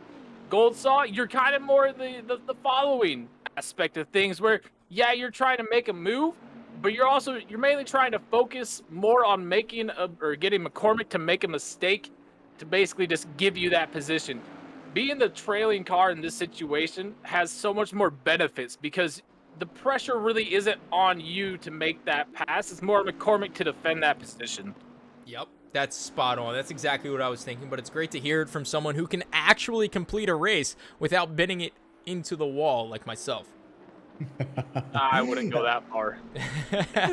No, I've seen you, Burlsy. You've really picked up the pace in ACC. I haven't watched you of late. I know it's been a little bit different. Here goes Black Goldsaw. He's showing the nose once again here, but that loses the slipstream a little bit. That is 51 laps completed here with 17 minutes to go.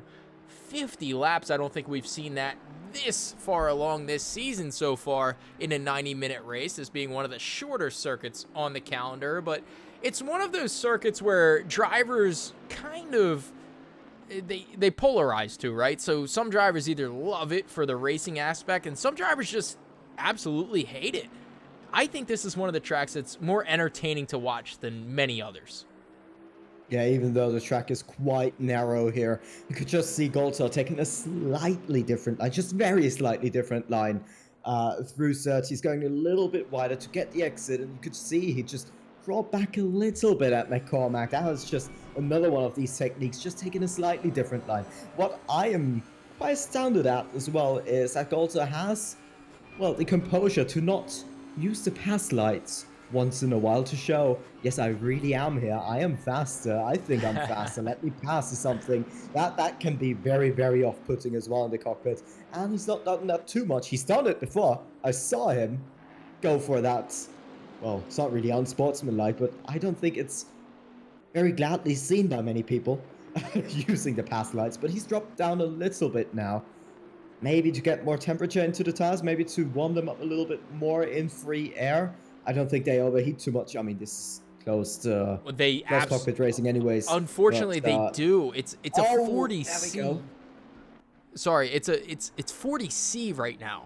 So these tires are absolutely at their peak temperature, and maybe, Burls, you can speak on that a little bit. 40C around Brands Hatch, a circuit where you're turning almost every single time you start to get the car straight, you're making another turn. So those tires are really heating up around here. The Bentleys are going to hold on to them a little bit better than pretty much every other car out there right now. The Ferrari should be doing okay, specifically Machi Hyla there up into P8. That's P3 in the silver class, which we haven't mentioned in a while. Also worth a shout out to Niels van de Kokeldt, P3 overall. Marcus Lawrence doing a great job in P4, but Luke Walker holding on to the lead in that silver class from Lynham Anderson. But as I was asking towards... Here we go.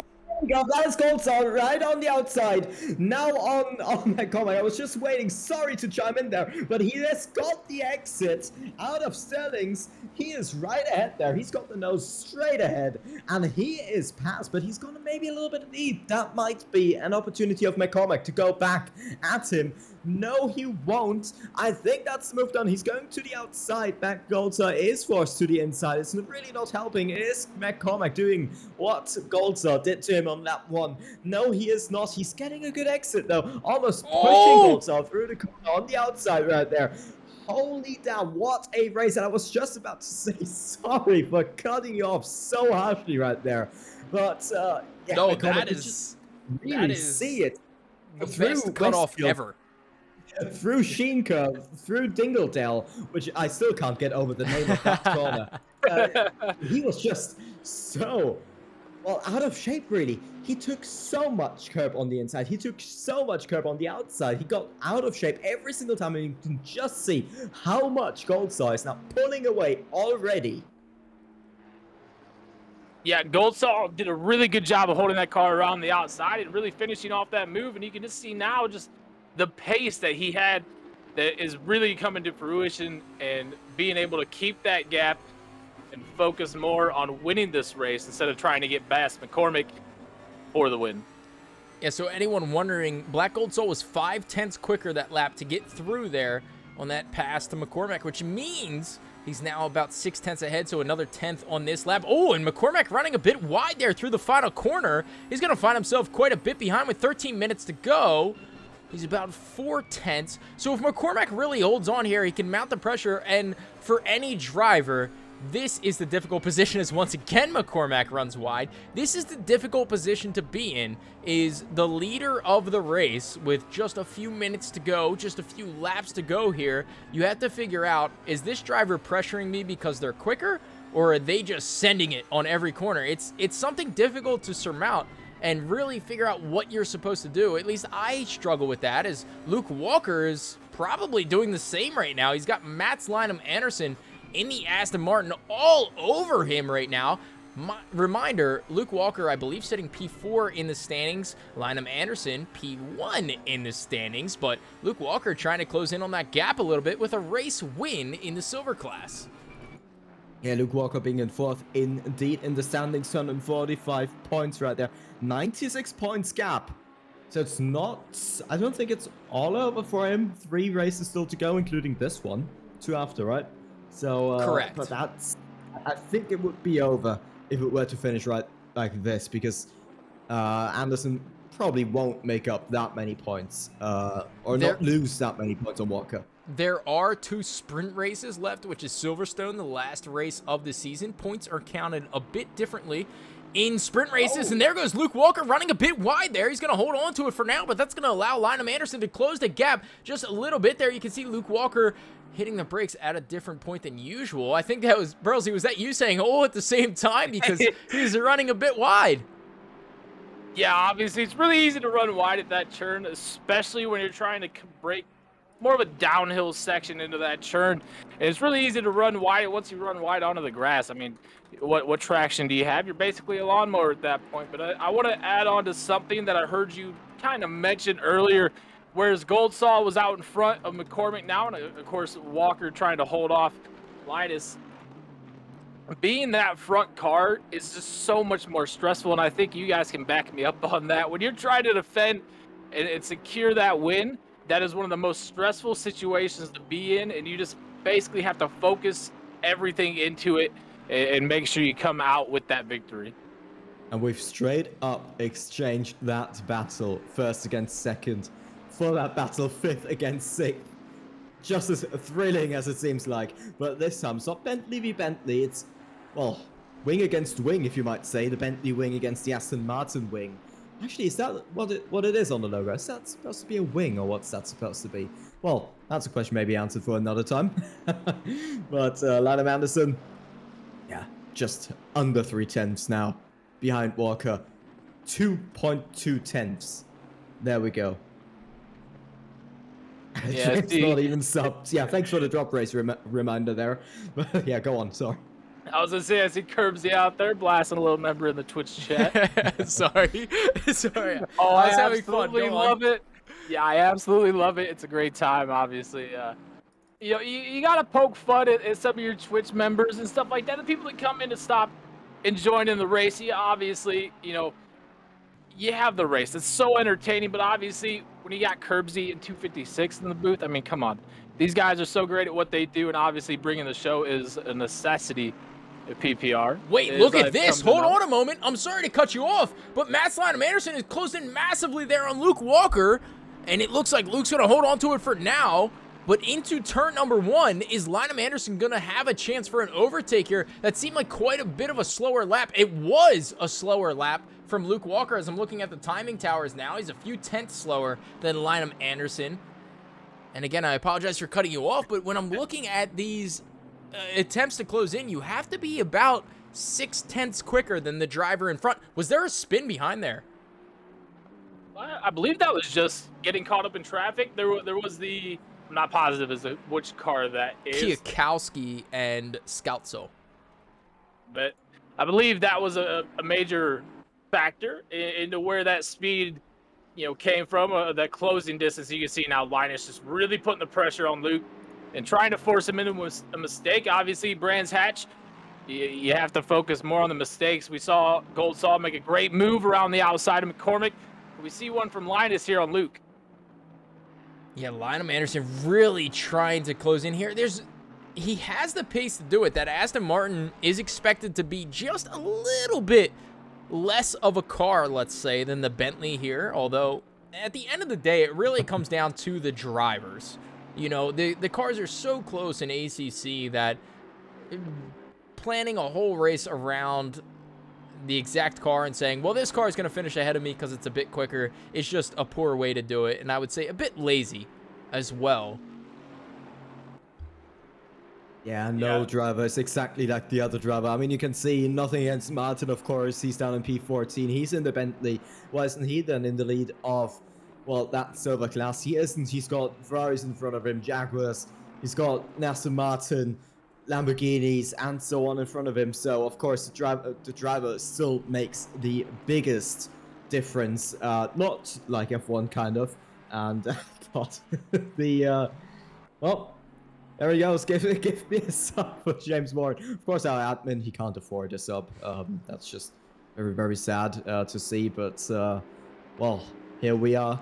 And actually, looking at the gap between Goldstar and McCormack, said 7 seconds. Wait, yeah, what has happened here? Burlsy, this was your job. What has occurred? I definitely apologize. I was actually trying to get the Twitch sub thing working. I don't know what's going on with my Twitch. Like, I don't know what's going on. I'm trying to pull through. You gifted me a sub. I got to give back. So I wasn't really paying attention too much. But yeah, wow, that kind of came out of nowhere. Oh, man. Absolutely. I'm checking what happened to the number 14 car, is it right? It was, yes. 14 is McCormack.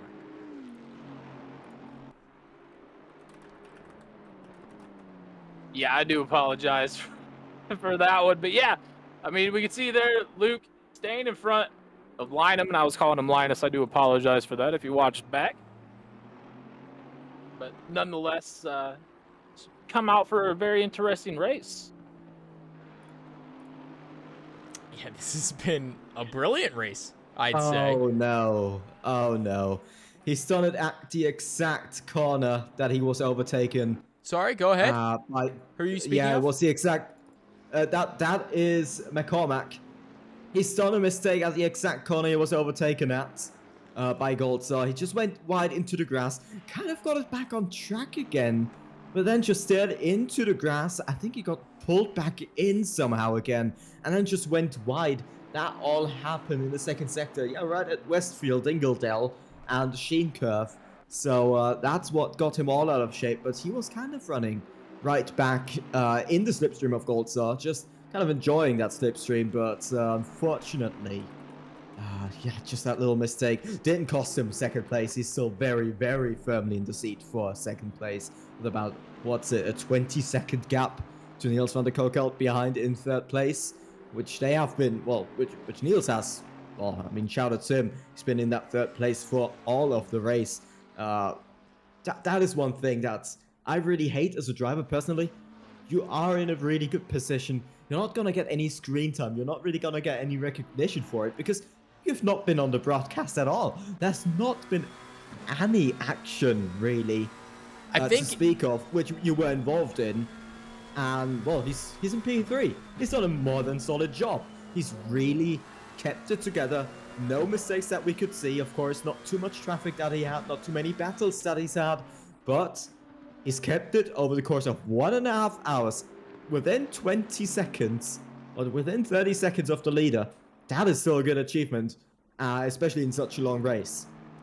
Yeah, and, you know, Kevin, I don't mean to go against or say anything. Always go against if you think there is something. It just a little bit.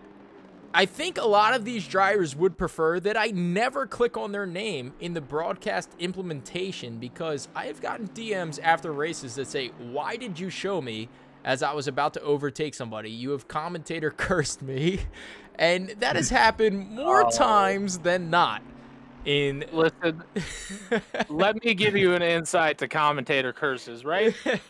You just got to blast the power right back and make them mess up. That's all you have to do.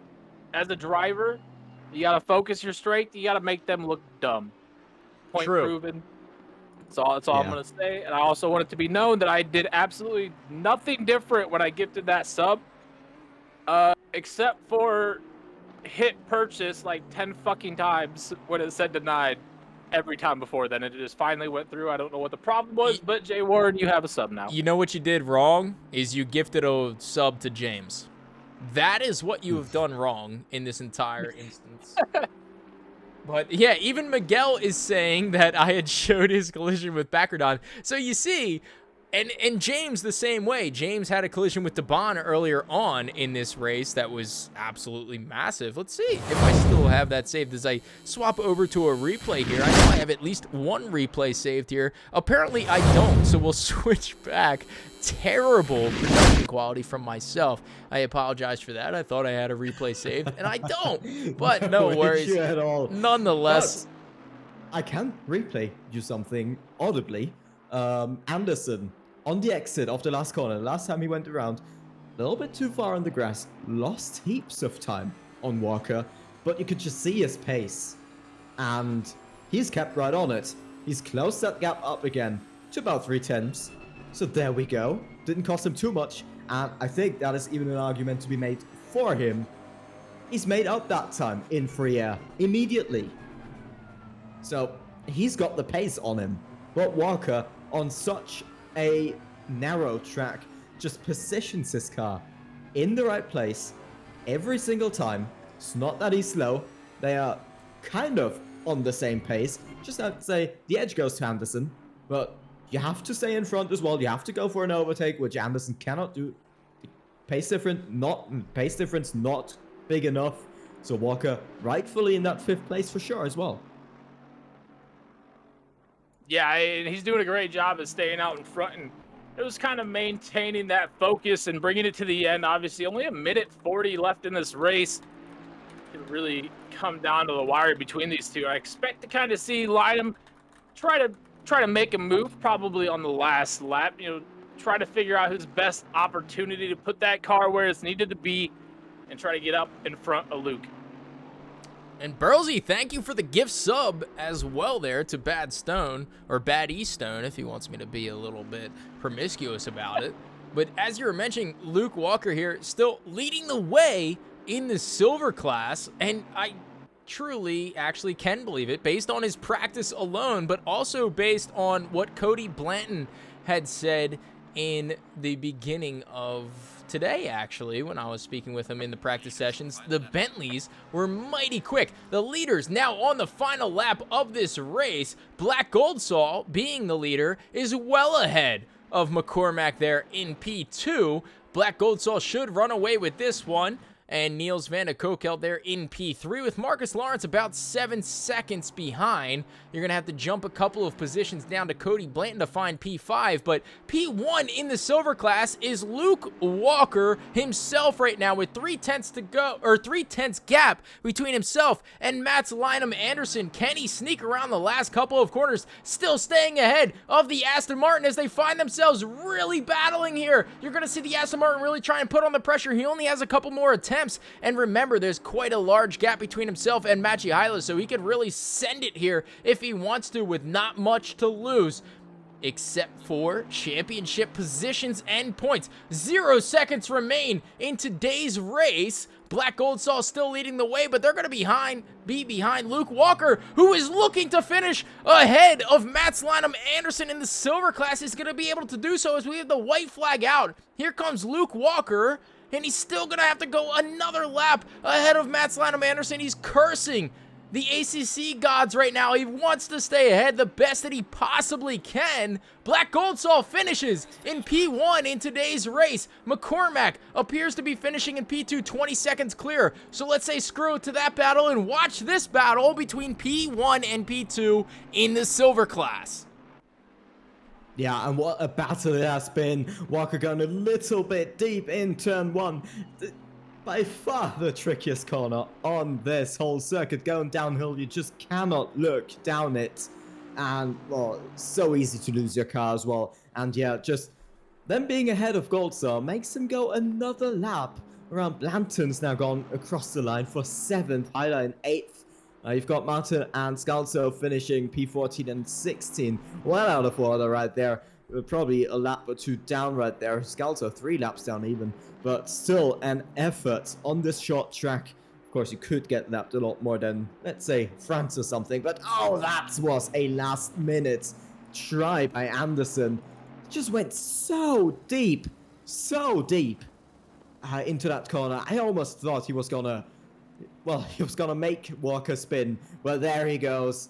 Your winner for silver class today. It is Luke Walker for Spot the Rabbit Kurbssy Racing in that Bentley. And Luke, he's happy about it. Super And, Luke, well, Luke Walker is the best. He's in the Bentley. He's the best. I love Luke, and he finished there in P1 in the silver class ahead of Mats Lynam Anderson, Machi Hyla in P3 in the silver class there. Cody Blanton did manage P5 in the silver or in the pro tier. He was just behind Marcus Lawrence and Niels van de Kokeldt. Van de Kokeldt finishes in the podium positions there. McCormack with a brilliant race there. Really kind of tossed it off at the end. But what a race that we saw here. Finishing out the top 10 was David Kelly and Desmond Fitzpatrick, followed up by Mr. Kurbssy and Bakardon there with Kiyakowski, Martin Verkman, Scalzo, Valenduke finishing out the race. Miguel Ruiz, Sean Moriarty, and Biana did not have it quite in line as they had 33, 35, and 41 lap pit stops. That's going to be a bit too long in the pits to really have a meaningful race. Let us switch over to the intermission as we will hopefully be back with some interviews.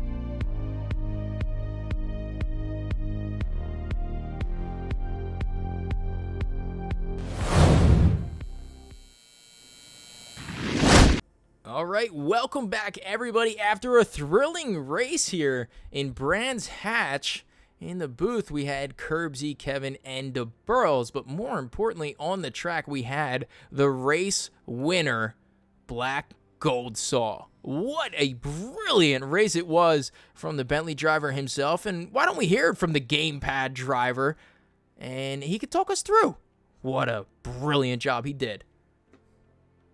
So yeah, basically I screwed up qualifying. That was my issue. I was 4 tenths too slow. So my best option was to get a good start, and that actually happened because McCormick shot wide. And from there I was actually just surviving for 30 minutes because he had the pace above me.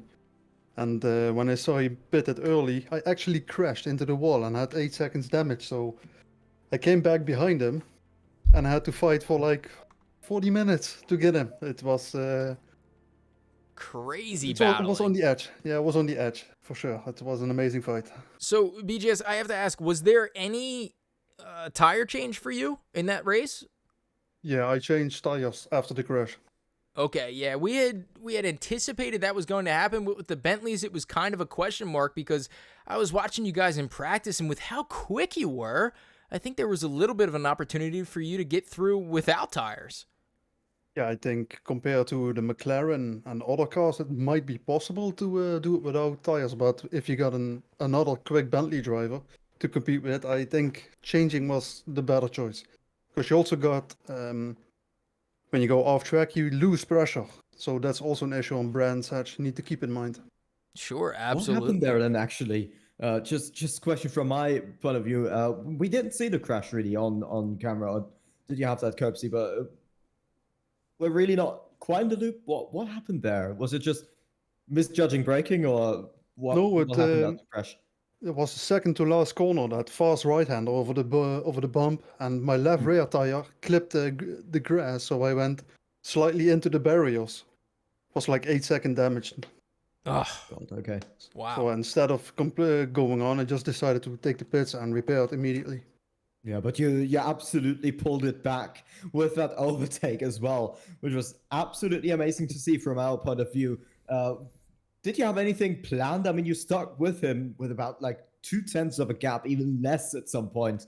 There wasn't really a way past, but a little bit of a mistake from McCormack, and you got it past. Or what was that? What you tried to achieve, pushing him into a little bit of a mistake, or did you have another plan? Yeah, since Brands Hatch is so narrow, it was the only thing I could do. Keep the pressure on and hope for a mistake, and that's what happened. And I got lucky on the outside. We gave each other enough space, and yeah, fair fight and fair overtake. Yeah, brilliant racing. Well, congratulations on the race win. That's going to open up your gap between yourself and Cody Blanton to run away with the championship. 2 weeks to go. We're going to have 2 races in line for what should be an absolute stunner of a championship finale here. So excited for that, and I hope you are as well, BGS. Yeah, I'm pumped. I'm trying to get this title, man. It's on.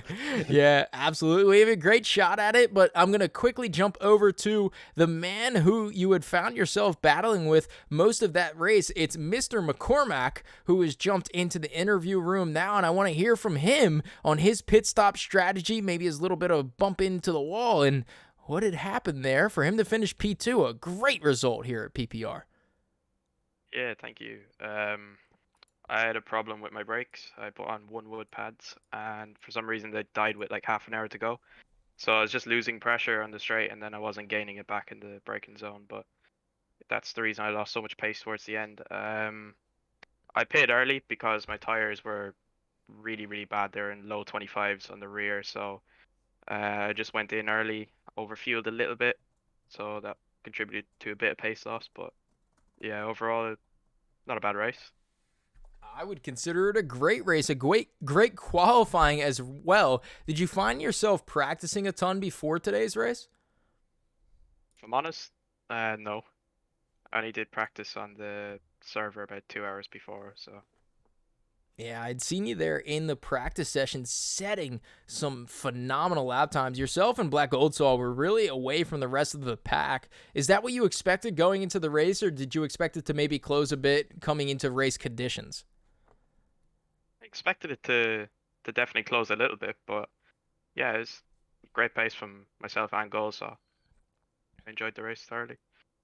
Yeah, brilliant. Great racing from both of you and just clean racing all around, which we love to see. So congratulations on a great podium result today. But I do have to jump over to the man himself who secured a win here today in the silver class. It's Mr. Luke Walker in the Bentley. 3 Bentleys we're interviewing today, which lines up to what Cody Blanton had said before, that the Bentleys would dominate. But Luke Walker held on and secures a win in the silver class. Oh, thanks, man. It was didn't go without being hard fought. Anderson just was on my exhaust pipe the whole way, and I don't think he gave me a second space. But yeah, it was an absolutely fantastic race.